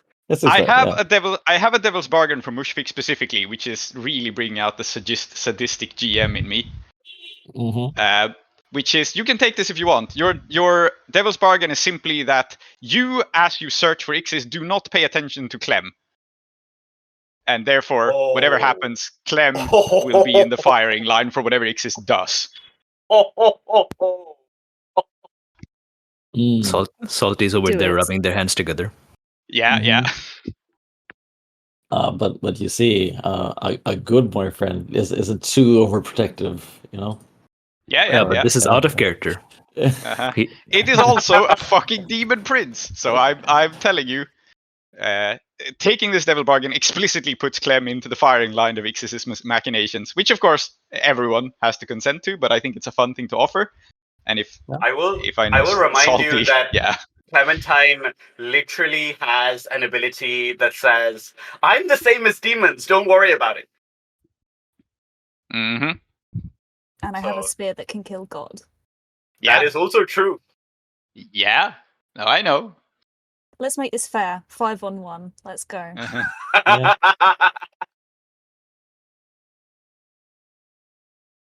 I think we're okay with putting them in the line of fire then, right? Yeah. Great. Yeah. All right. Yeah. Good. Desperate. I will roll my desperate standard, and then you get 1 bonus die. I rolled 3, a 1, and a 1, so please roll better than this. I get an extra die. Yes, desperate standard bonus die. I rolled better. Okay, so 5. I'll take it. Yeah. Okay. I took 1 stress for myself. Okay. So this is the desperate consequence, including this devil's bargain. So you guys figure out that Ixis is present. But the first thing we cut to is, Clem, you are stumbling around in a hallway in a bank with total amnesia. Oh my god! Who are these people around you? And no, there's no one around you. You're in some hallway. You turned away and you don't remember who you are. This is temporary, but for the moment you have a temporary level 3 harm total amnesia. And Mushfik, Ixis is standing behind you wearing Clem's form. Oh my god! And wearing it better. Let's be real. Let's really twist that knife. Yeah, so this is what the both of you realize. Ixis replaced Clem at some point in the past few minutes. Or past few, this can be years. Resisted, but yeah, who knows, right? So, like Clem, you're in a position to resist having total amnesia if you want, and make this less of a problem, or you can deal with it. It is temporary. You can be snapped out of it. Or you know, Mushfik can attempt to protect Clem here. But actually, no, you can't. You took the devil's bargain. So, Clem, you can resist this if you want, but you can't be protected. Ow. I've taken Audacious. I'm collateral damage here. Okay. Defend yourself from collateral damage. And okay. I do this. I think Clem's keeping an iron grip on their memories ever since they've been gaining some and losing others. Yeah. And it's if you want my memories, I'm fucking taking yours too then. Oh my god! Fantastic. Yes, this is precisely the chink in your armor that Ixis was exploiting, that your memories are screwed up. So I think if you resist this consequence, then you are still separated from Mushfik. Like, you're still not where Mushfik is, because Ixis at some point still managed to like replace or infiltrate you. But with the resistance, you have realized that this is happening. So you're still some distance out of the way. Ixis has some of your memories, and you have some of its most recent memories, which means that you also realize what is going on. I think, marking this special armor. However, we are still in the dangerous position that a demon prince has replaced Clem, is standing right behind you, and is ready to do something against you, Mushfik. So, because of your success, you are not taken completely by surprise, and you may act. Okay, so Mushfik knows that this is like Ixis. Yeah. Yeah, you have Bound in Darkness, right? So I think you realize that, like, wait, that you reach. Basically, what happens is you reach out to Sri and Kethrys for the both of you to scan this together, and you expect Clem to reach out, and you're like, wait, that's not Clem. Yeah, how come Clem didn't join the group action? This is why. You realize it happens when Ixis does the Mission Impossible reveal, take off the face mask thing to reveal Ethan Hunt underneath, except underneath there's nothing. Yeah. Okay. Oh, I thought underneath it would be Clem again, but okay. Yeah. So there are several things going on here, because there's still Georgina and Saturman, who are both dangerous in their own right, and Ixis is standing behind you. Yeah. So can we establish first of all that Ixis has only replaced Clem in the last few minutes and not for years? Yes, we can. Okay. I mean, Salty can fuck with this however much they like, because Clem has been having these odd memory holes for a long time. Yeah. But did you secretly get married to Ixis? Man, I don't know.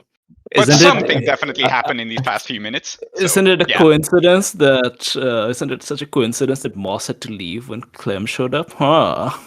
Which was right after Ixis first made contact with you. But Salty, what do you have to say for yourself?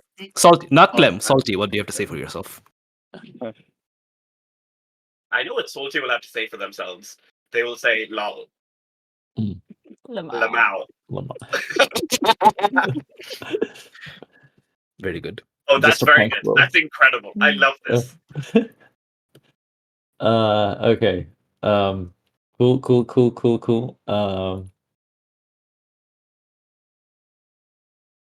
Mushfik is a simple-minded fellow. I think he'll just go, "Hey, wait a minute," and this just wait a minute. I'm walking here.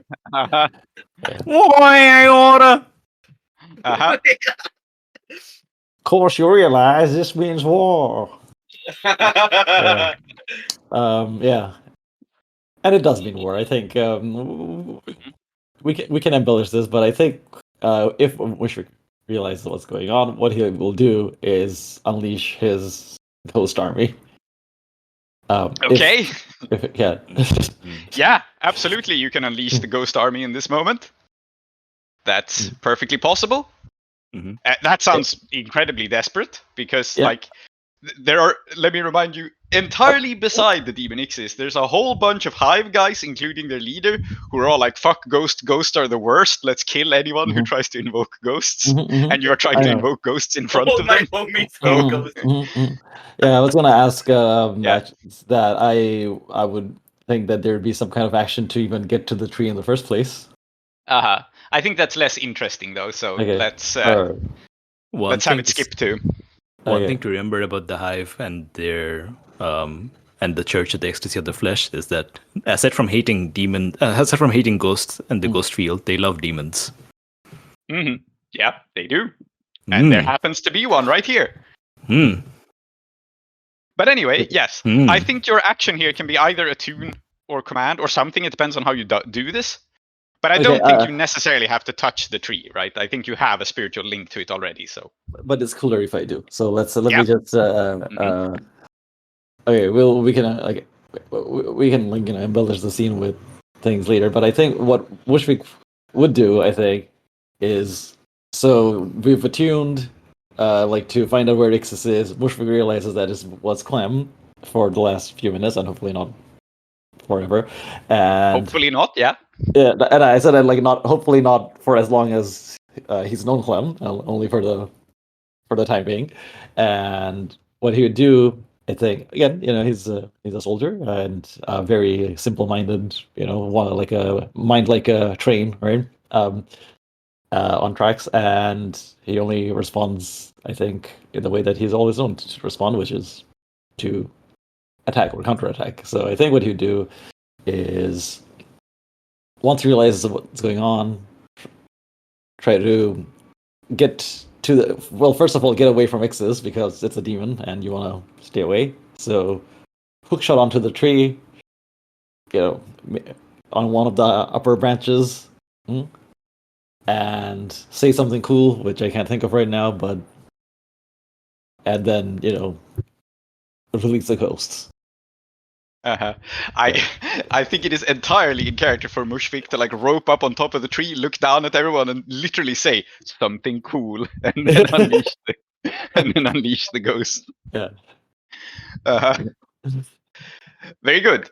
It's up to you what sort of action this is.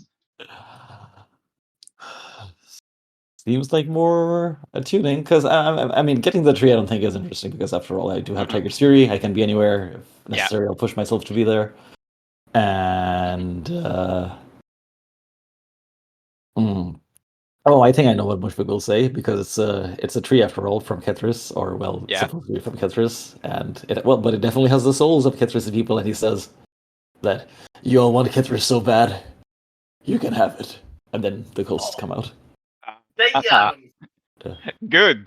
Okay, so if you're pushing yourself to get on top of the tree, you can push yourself as part of this action, and that will give you the +1 die, and it will also give you the position to be up on it.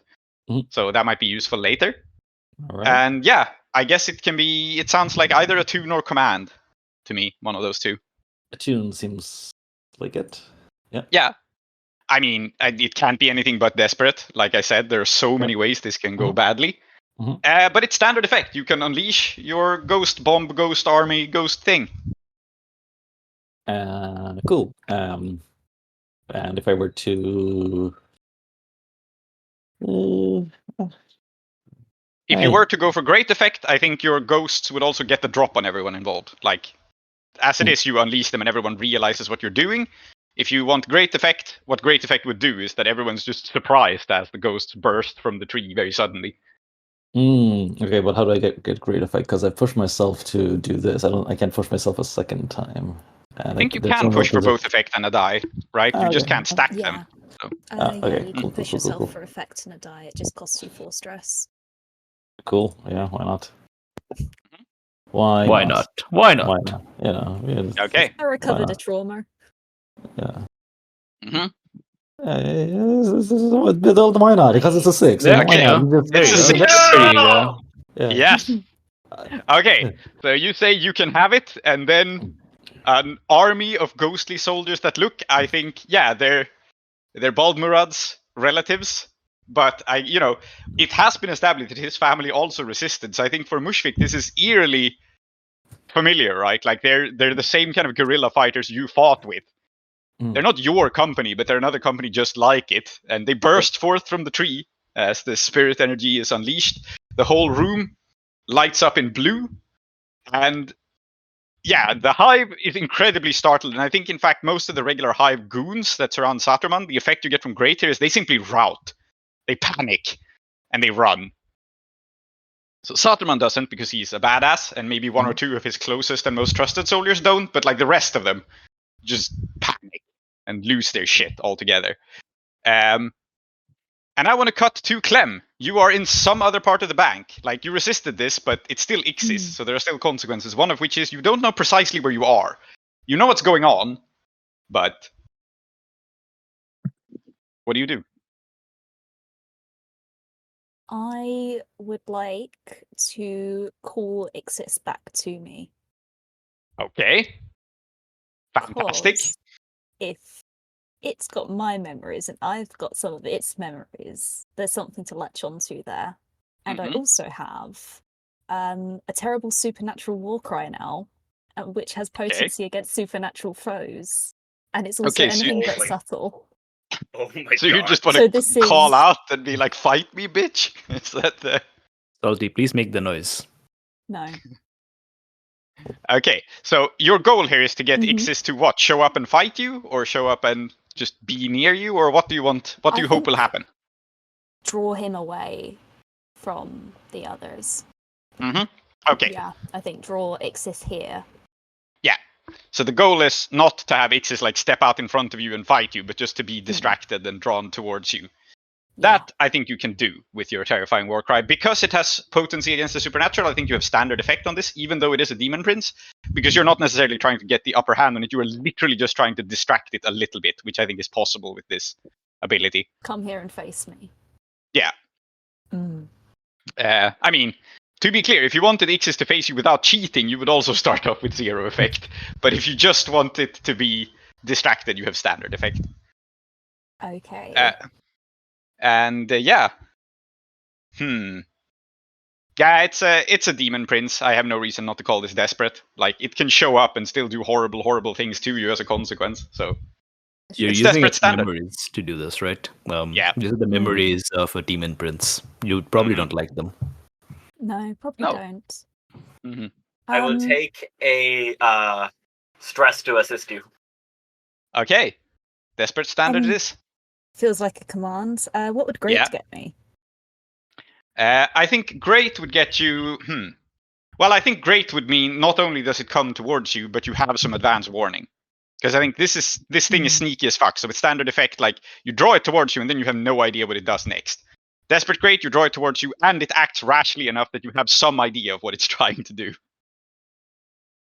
Yeah, actually, I figured out what my assistance is. I am speaking to you the names of Ixis in the tongue in which you should speak them in order to get its attention. Oh yeah, perfect. Oh yeah, it's like Shree's telling them to Clem and Clem speaking with Shree's voice. Yeah. Yes. Yeah. Love it. Yeah, I feel like this is a command. I'm going to push myself for great effect. Okay. And is there a devil's bargain hanging around there somewhere? Okay, let me think for a second. I'm just trying to look at what NPCs have been established as being where at this point. I think everyone is accounted for, everyone we've introduced at least. Is there something... Okay, I'm done. No, I have a straightforward devil's bargain, actually, which is you remember the layout of the bank and Ixis remembers the layout of the bank. But I think your devil's bargain is it will be literally impossible for everyone else to figure out where this is taking place. So you will be cut off from Mushvik. Pretty sick. That's Yeah. pretty sick, though. I have another one. If I may suggest it. Ixis is never without contingency plans. It has set a watchdog on you already to make sure that you don't do anything funny. The watchdog is your shadow. Oh, you great mind thinks alike, Zoheb, but this is in fact something that's already happening. So it's not Yay! It's not an appropriate devil's bargain. Ixis has contingency plans, it's just a thing that it does. Yes. Yeah, I was gonna say the devil's bargain is that you have been periodically replaced with Ixis over the last year without your knowledge. That's just gonna be true. I mean, that's incredibly fucked up, but Yep. So I want to be clear that like it's very fucked up, and I don't think you should take it. But I'm going to take it anyway. But I just want the one die for having a metaphysical fucked up bank space anyway, because I like both of them. Okay, so you're taking both mine and trees. Okay, good. You have been gradually replaced by Ixis, which I think makes perfect sense given what we've set up about you, and Ixis has contingency plans. And also, you're in some sort of fucked up, impossible bank dimension. Yeah, good. It's the bank dimension. Oh no. Yes. Also, maybe your shadow's going to fight you. Who knows? Yeah, but you only get one bonus die from all this, and it's desperate, and it's great effect, so fantastic. Yeah, but take my assist bonus die as well. Mm-hmm. But don't worry, I have a god on my side too. Yep, you do. Good enough. But not anyway. Okay, it's a 5. So what will happen here is that like in this weird fucked up like corridors and offices and desks, and I'm imagining this looking something like a 19th century version of like the offices from the Matrix, the beginning there, just like bland, soulless, unidentifiable bank offices.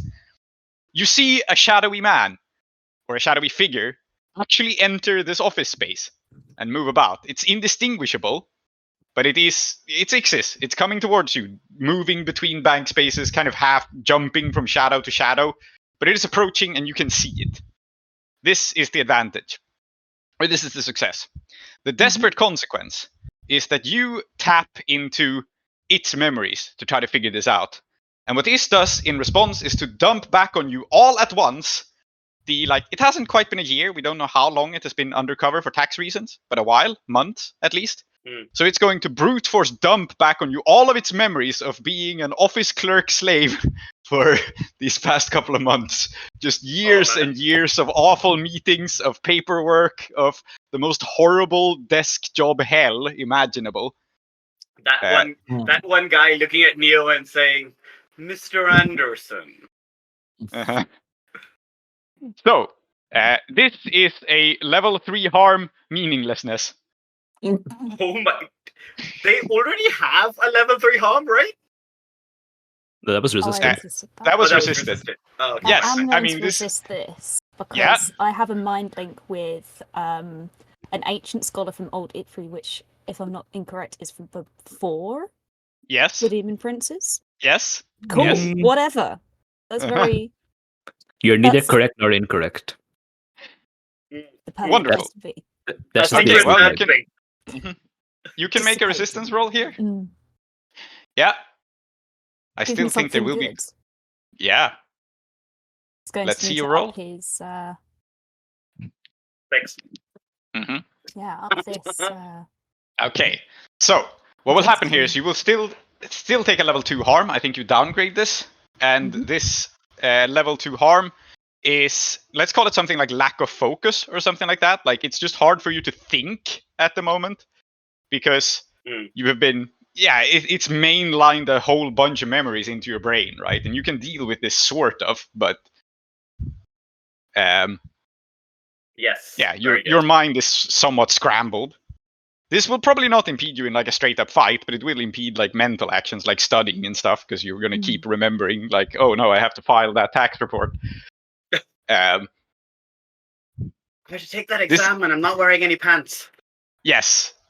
This is the vibe. This is how Ixis fights, by the way. By like very overloading you with traumatic nightmares of being late for work. But yeah, that's the situation. But Clem, you have the initiative. You have spotted it approaching you, which I don't think Ixis expects. And I think, in fact, because you have this memory link, it's not that you can see it, because seeing Ixis is pretty much impossible. It's that you can remember where it was, like 0.2 seconds ago, because you can have access to its memories. So in all of these visions, you also see its memories of where I was just now, which is how you know it's approaching. And I would like to speak a cause, belief, or intention, and immediately learn how Ixis feels about it, which is, you are a prince of a 6-part world. Oh shit. Oh, yes. Uh-huh. Yeah. Prince of a 6-part world. I think it has to accept it. I think this is one of those things where you speak it, and it has no choice but to accept that this is true. I mean, it set up all of this contingency plan to somehow exploit or win out of this, but of all the demon princes, the one that is quickest to accept changing circumstances, I think Ixis is the one. So I think it agrees. There is validity to the Prince of Endings. This does not mean that it is a friend of the Prince of Endings, because Ixis hates all of its siblings. Let's be clear. Hey, but the Pacifixes fell in love with Saida. Yeah. Which I kind bet of means... Ixis is the older sibling, is what I'm hearing. I bet the validity is you understand it has validated it because you suddenly feel this kind of pressing on your brain as though there's a big stamp that says approved. Yeah. Oh, shock. I hate But this yes, feeling. Yeah. I think you learn in this moment that Ixis is accepting that the 6th demon prince is real. And maybe it hadn't even fully done it until you said it, but it does now. This does not in any sense mean that it thinks of the Prince of Endings as a friend, but it thinks of it as a peer, yes. Good. I'm writing down in my notes, powered up by Ixis. Yep. I would like to use that initiative, because I gain initiative when I honestly declare this, and I've got an advantage to pierce Ixis right through the chest where they will be in 0.2 seconds. Okay. All right. So you're stabbing it with your demon-killing spear. Well. Yeah, you've set yourself up so well that I suppose this must be possible, including this validation. So, it is a thing that can be done. And I am going to make a clock for it, though, because I don't think it can be done in a single action. I think the interesting thing is, obviously, Ixis knows you're going to do that. And it's all part of its plan to get stabbed. So actually what's going to happen is, for you, it's that there's an element of that is not part of its plan. It thinks, haha, yeah, I'm going to get stabbed, and then I'll show you. But it will not show you. Yeah.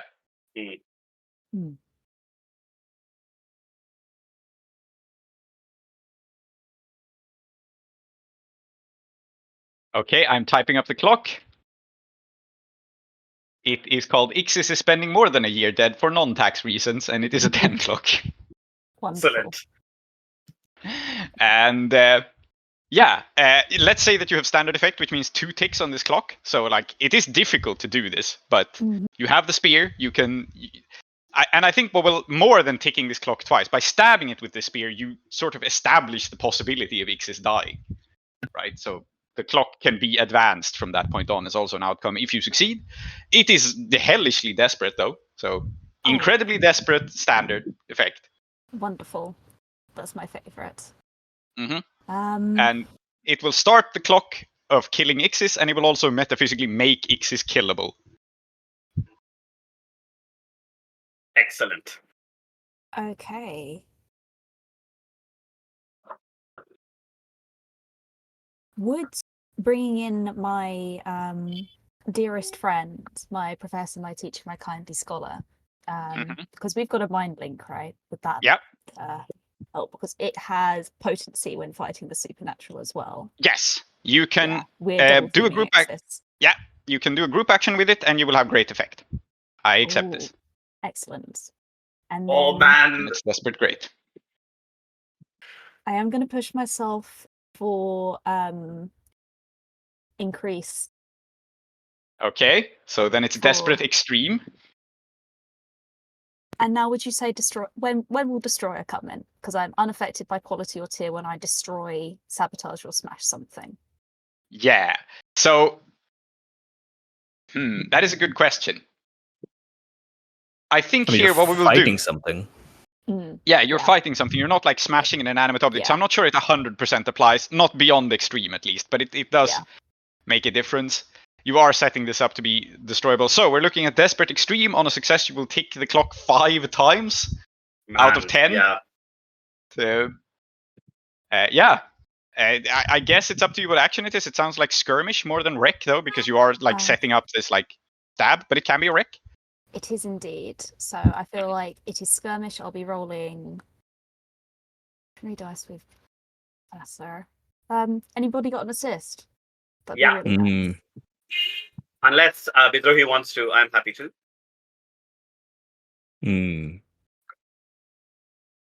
Yeah, I think I'd like to assist. I think so. It hasn't been entirely. Excess hasn't been you for the entire year, right? That's not been established, but like sometimes it has been, right? It's been leeching away, yeah. Yeah, so it'll be kind of like it'll always have been you, excess all along, right? But not like this is something that it's a lie that's becoming true, right? Something like that. Is the vibe that I'm getting. Yeah. Okay. I think we can flash back to a long range of conversations that were had between Clem and Bidrohi. Conversations that, unlike the conversations that were had with all the other members of the Rising Moon Source School, where there was like a lot of like kind of like people, like you guys got each other, and there was that kind of like back and forth.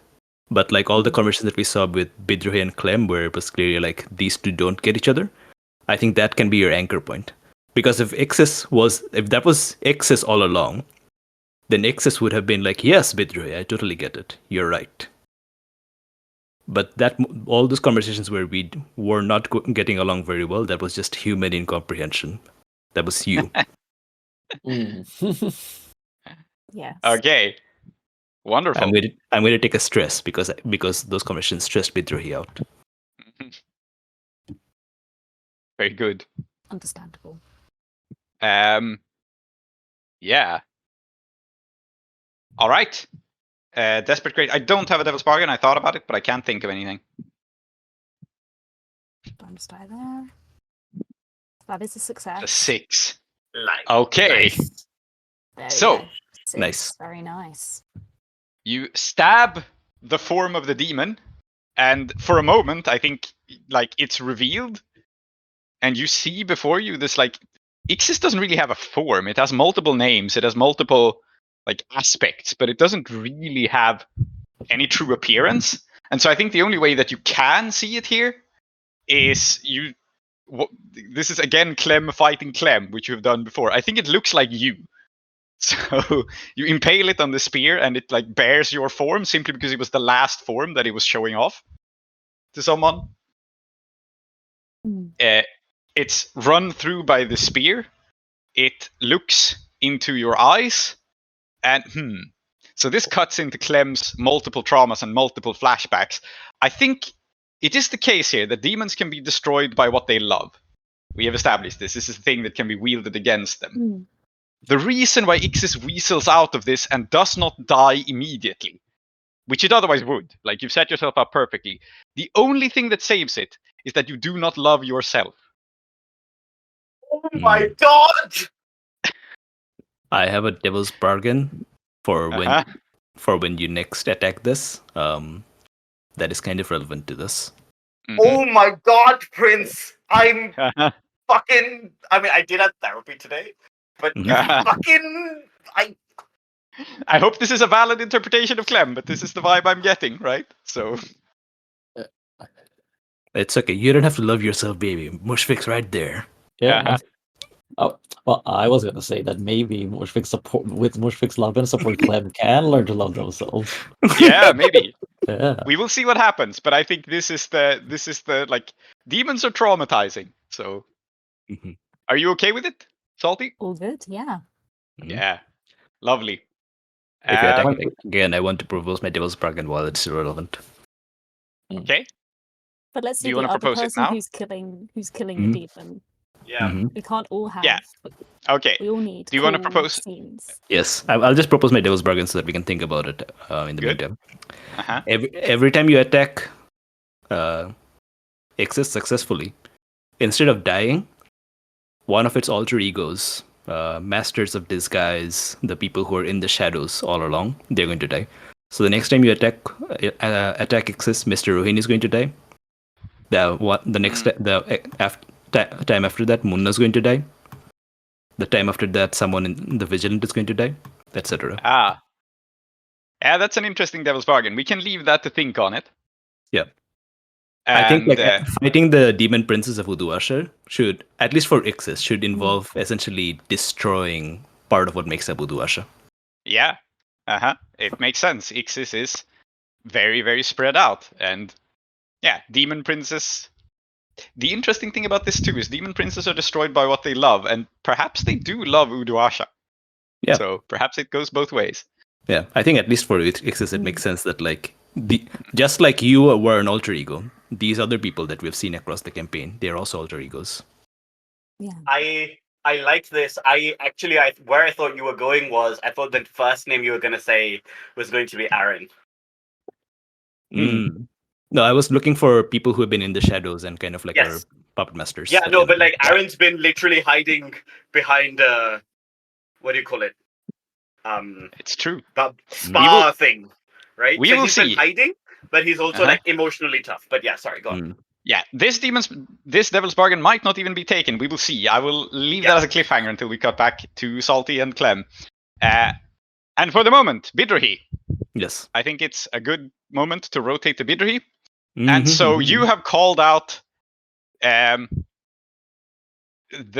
concept of justice to single combat, which is incredible. And so I think what we see is this fight unfolds all around us, and maybe Bidrohi even perceives it a little bit in slow motion still from the demons. Like, so we see Bidrohi move through this room, and like people firing shots, people taking cover, people engaging in melee, and like the fight's just begun. No one's dead yet. This is all going incredibly quickly, but you have your cohort in position. The falcon turns in the air, and it flies straight into the back of one of the hive's soldiers. And it flies straight into the back of a woman on the front lines, just a completely anonymous member of the hive. And she stumbles forward as she's hit as the falcon flies into her from behind. And then all of a sudden, she's holding a golden sword. It appears in her hand and jerks her forward like a puppet. And you are fighting justice, and justice is a blade. Yes. Nice. Yeah, that you said puppet. I'm imagining Wuxia Wirefu. Yeah. Okay, so I used demand satisfaction, which let's read it again. I issued a challenge to a single opponent to compel them to fight me for a few moments, and I take 1 stress just to do that, so I'll just do that, and then I have some extra features that I can call in for 1 stress. Yeah. So I can make it last a few minutes rather than moments. I'm not going to do that because it's Kuset. I don't think I need minutes. This is going to be decided in moments, right? So I'm going to keep it that. Their companions don't intervene for the duration. I think it'll be cool. Like again, like if they have the time to shoot us, that's fine. I don't mind. I am, however, interested in attracting a supportive audience, and I have a very audacious request for what this supportive audience could be.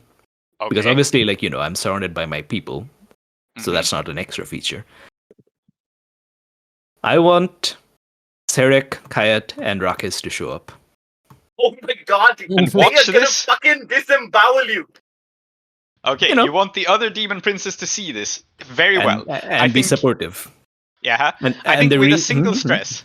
Yeah, I think with a single stress, you cannot get them to show up in the way Ixis has shown up with their whole selves, but you can have an aspect of each of the 3 see you and support you. I'm okay with that. Yes, I'm okay with that. And the reason I say support is that we talked. Tree mentioned this earlier about how too many cooks, right? These 5 have, in whatever sort of arcane sort of like agreement they have with each other, like family or whatever. Family doesn't get along, not really. And 5 kings don't get along, but somehow they have. And whatever rivalries they have, they're beyond arcane, but they do exist. So it does not follow at all that just because these other 3 are going to show up, that they're going to be like, Kuset. Our boy Kuset, he needs help. They'll be like, haha, lol. Of course, Yes. Yeah. Haha. Yes. So I'm here. I'm calling upon them in their aspect as haha lol. And then we shall see what happens next. It makes sense. You may spend a stress for this, and I think the vibe here is that there is this beautiful mosaic representing the demon houses along one wall, and it comes alive. and the serpent, the peacock, and the bull stir in the mosaic. And these three animals look at you and behold you. Yeah, the peacock starts laughing like a hyena, I think. And let's see what else happens. And this poor possessed woman is like dragged towards you by the sword, and her sword arm is a lot faster than the rest of her. It's like the possession is spreading through her body, but it begins in the sword hand. So the initial movement is of her like being pulled along by the weapon. Yeah. More than anything else. I mean, I'm fighting a sword that has a wielder, because a sword must have a wielder. Yes. The wielder is unimportant, which means that actually, I mean, I can, decapitate her. It will not make a difference, I imagine. Mm-hmm. Yeah.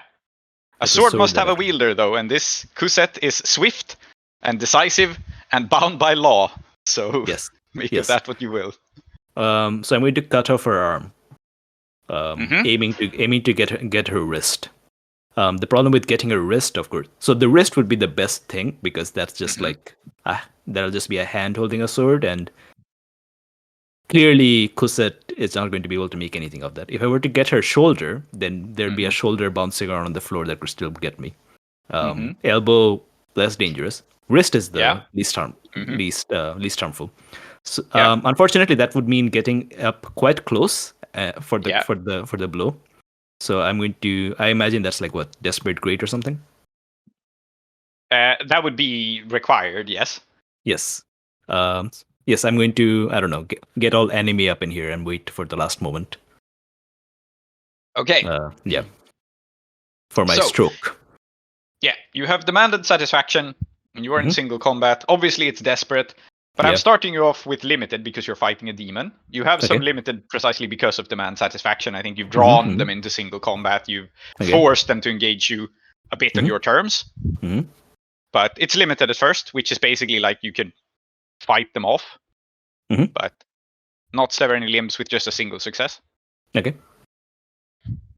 You can, of course, push yourself or do things to that, and so on. So I've been set up, and I also have Ghost Fighter. Do they come into this? The setup, I was counting into it already. Okay. So that's your limited. Like, I was going to start you with Desperate 0, because that's how it's done. You were set up, so that's Desperate Limited. Ghost Fighter will bring you up to Desperate Standard, which is not great, but Desperate Standard will allow you to wound her. Yeah. I'm going to aim for that chop, I think. Let's see how I can do that. So I'm going to mark my fine elegant weapon, my fine buckler and blade, because you don't show up to fight Kuset without all your stuff. Okay. This means that I no longer have any other items, so I will not go there. Okay, I think if you're marking 2 fine items, I think that should be enough to give you 1 more potency for Desperate Great. I think that's fine. This is the sword with Mumtaz's name on it. Oh, damn. Yeah. Let's fucking go. Okay, it's Desperate Great. Now, if there's Devil's Bargains and assist coming this way, this is very important, because, as I've said, I am maxed out on items, and I'm going to. I will not have armor to protect myself. Yep. I have a Devil's Bargain idea. Okay, what is it? You have a sword with Mumtaz's name on it, and Mumtaz is a professional conman, and you are fighting the law. And if there is anything that happens to the sword, it will happen to her. Okay, I think we haven't established the sword possibly breaking or anything, so I think this is a less interesting Devil's Bargain, because you could get away with it being completely fine. I do, however, think that a suitable Devil's Bargain is that this reveals her. Like, the blades will have to clash for a moment, and as the Demon Prince touches her name, he will recognize it as an alias, and he will strip it away from her. Like, she won't. It's not that she will lose her name or anything, but like this secret identity, this false identity that she spent years setting up, will be unraveled in an instant as the blades cross. That is a huge shame, but it will have to be. I'm going to take the Devil's Bargain. Good. All right, so that's me at 4 dice. Is there anything relevant? Any advantage I could I could squeeze out. Let me have a quick look at all my stuff.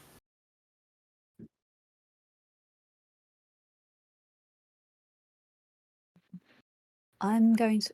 Have you got an assist? Because if you haven't, I'll No, I've assist not. you. I'll use my final stress and trauma out. Wonderful. Which means I'll have however much stress remaining. And I think you can feel Clem is also fighting a demon prince here as well. And we are one, brother. Let us finally understand each other. Through violence. Amazing. Why didn't we think of that before? Yeah, that's a fort though. Royalty is a continuous cutting motion. Well, more like a zigzag kind of sawing. It's not very continuous. We're working on it. Don't worry about it. Yeah. Okay. Well, Yeah. Okay. I got a So 4. you got your great success, which means cutting this hand off at the wrist. Yes. Yeah. And so I think what you get is, for your great success, is you win this duel. And you win it, like, you can describe how that looks, because your consequence will have nothing to do with you getting injured or anything. So is it just like, is it a single swift blow? Yeah. Or is it like, yeah. There's no time for anything else. Yeah. The blades cross once, then you spin it around, you cut off this hand, the blade like clatters to the ground. And the desperate consequence is that this is a demon prince. You held some of its attention, and it has, in a sense, outwitted you, unless you resist it, right? So you drew it out to single combat. You had its entire focus on you for a moment, but what it did to the hive mercenaries has not been undone. Yeah. And so they fucking wipe the floor with your cohort, and they all die. Oh, damn. Like, it happens just as quickly, right? It's like there is this clash unfolding around you. You have this swift duel, you cut off the hand, and then you look around and you see your people just being effortlessly destroyed.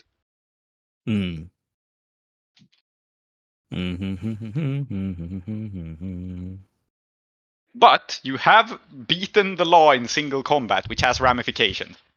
Yeah. Now, of course, I want to look after my people.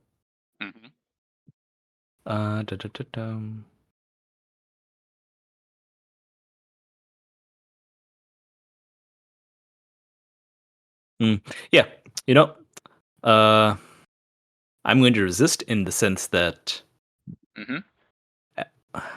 I can't resist them being gunned down in the sense that actually they're fine all along. What I want to do is it's fast, right? This person got possessed. They flew at me. I cut off the hand, and now the gunfire between these like superpowered mooks, who are now like the finest army, superhumanly imaginable. They're shooting my much larger group down, right? I'm going to join the fray. I'm going to throw myself in there with them. I'm going to take bullets. I'm going to cut them down as I go, and there's going to be some survivors. Okay, absolutely. So how we will frame this is pick one of the cohorts, I think, because you're fighting with both. So let's make this clean and pick one of them that takes the brunt of the damage. Is it the Badmaishes or is it your sword school that is like at the front line?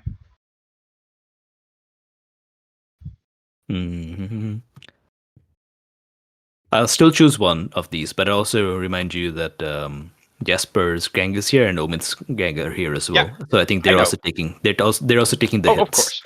Of course. I'm just like narratively here. Do we want to focus on the Badmaishes or on the sword school? Before I detail what happens as you resist. I think there's an inherent tragedy in the Badmaishes dying. Yeah. Oh well, not all dying. I guess I'm still protecting them. Right. Yeah, you are. So make your resistance roll. We will take some stress, and but this is what's happening. You're protecting the Badmaishes, who probably are the ones who need defending the most. Yeah. So does this count as supernatural harm in the sense that these are supernaturally powered soldiers? Yes, I suppose so. Let's be generous with it. Okay. Like they are. So yeah, I think that makes sense. Because if it was just them and my gang, they'd be the ones getting wiped out easily. Yep. Okay. It's a 6. Nice. So, I'm marking the Badmaishes as impaired. They have taken a level 2 harm. You have protected them. And I say that Zoot Mohitul dies, and you say someone else who dies. It's It's a Night Terror. Ripon the Ripper's less competent shadow. Yeah. So, yeah, your people fight valiantly, but you simply can't kill them all. So Night Terror is shot and falls, and I think Zoot Mohitul, we see this like blood stain across his nice zoot suit as his throat is cut open, and he falls backwards. It's very quick. All the while the hyena is laughing. Yeah. And to this scene of carnage, I will stay with Bidruhi for a moment. The sword is still on the ground. So like as you're fighting, as this chaos is unfolding, as your people are battling on both sides, as you see 2 of your friends fall, the sword just lies there. What do you do? Yeah. Well, clearly Kuset has not been banished because these guys are still supercharged. So Kuset, insofar as one can defeat the Demon Prince of Justice and so on, he's still in this room. Well, of course, he's all in all of Udasha, what I'm talking about. Yeah. So what I'm going to do is where's Jackal and where's Omid? I think Omid is, as always, fighting carefully and pragmatically. So Omid is at the back, having taken cover behind a corpse. I think that's in character for him. Yeah. And I think Jackal. He found the biggest person who's dead.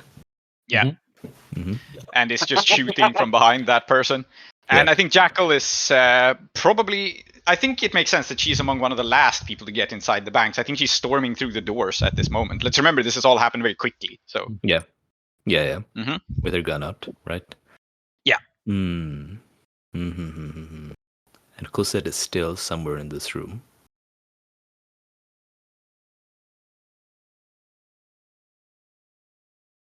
Yeah. Remember how I resisted earlier? That I did resist earlier, not how because I didn't say how I resisted. I think Pedro is going to close his eyes, right? And I don't know what kind of action this is, but this is what he's going to do. This is, I think, what I would like to have happen. You can tell me how it works, or if it works at all. He's going to close his eyes, and he's going to develop the thought that was brewing in his head in the conversation that he had with the sage, which is that was, even though it manifested itself in in his perfect conception of what justice would look like, that was not justice. That was Kuset, the high-handed judge. Yeah. And thus, justice did not manifest in that room. Justice was not there. But there is a conception of justice. And this conception of justice would embrace Kethrys, would protect its people. Okay. The Prince An Khatam is not the concept of justice, but he is the concept of endings. He is the concept of Kethrys as a people. I'm going to manifest the influence of Prince Khatam in the room to aid us. Okay, very good. Should definitely assist with this. Yes. It sounds like an Attune. It sounds like desperate Attune. Can I attune to my name? Group action Attune? Yeah. Yes, you can attune to your name. Yes. Yes, it can be a group action if Sri wants part of it, because why not? You can just keep hanging out in the rafters and just invoking names. That does seem like you. I mean, it's what the body wants to do, and the body really doesn't want to go down there where the steam is. I love how Sri has just turned into a ceiling gremlin. That's just attuning. Bitten by a radioactive spider. Yes. Yeah, there is something that I want to do, but I think it's also important that the prince literally do this. It helps the people who need help. Like, that's the point, right? So okay, yeah, fulfilling function, absolutely. Yeah. Yes. Yeah. We have met the concept of justice, and it did not represent us. Thus, we have no one to appeal to except our own god. Yes. Correct. Will you lead? I think that makes sense. Yeah. Mm-hmm. No worries. I have 3 dice in Attune. I have 1. I'm wondering. Okay. I'm wondering whether another die it is useful. I'm gonna take 2 stress. I'm gonna push myself for a die. Okay. I'm going to push myself for a die with 1 stress because I can do that. Nice. And Sri, I will give you a very specific devil's bargain because we are nearing the end of the campaign, so I think it is fitting. Mm-hmm. Which is this: you are invoking the Prince of Endings. This is actually a devil's bargain for both of you, now that I think about it. But I guess Sri will get the die if both of you consent to it. Which is, you are an incarnation of the deity meant to see this through. My devil's bargain for you is simply transferring the weight and the gravity of this symbolic divine blessing to Bidruhi, which will, mean you no longer have a body at the end of this, because you will be a blessing hovering over Bidruhi instead. Like, that is what you will conceptually be. I'm not gonna take it, but the reason I'm not gonna take it is that the body is very clear that it is not to be abandoned. Good. Yeah. I just thought it was an interesting angle to go 100%. Yeah, like, I think in this moment I realized I could do this. Right?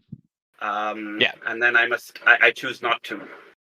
Good. But I also choose not to because my ending is destined by a different hand. Because the axe is still down there on the ground. Yes. True. So good. Yeah, so I'll push myself instead. May I give myself a devil's bargain instead of pushing? What is that?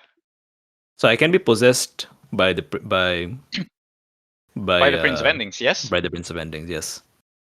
That is correct. Yes. Can I be possessed by the concept of Bidruhi? Yes, you can absolutely be possessed by a different name. Which is not me. Possessed by myself, which is not myself. Yes. Bidruhi is finally learning from Saida. Yes. Yes. Good. Yeah, absolutely. I will allow this. Okay. All right. Let's go.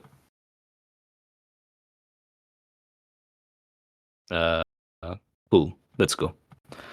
What? Is this desperate standard? Yeah. Okay. Cool. Yeah. I think it is desperate standard. Yeah. It's a 5.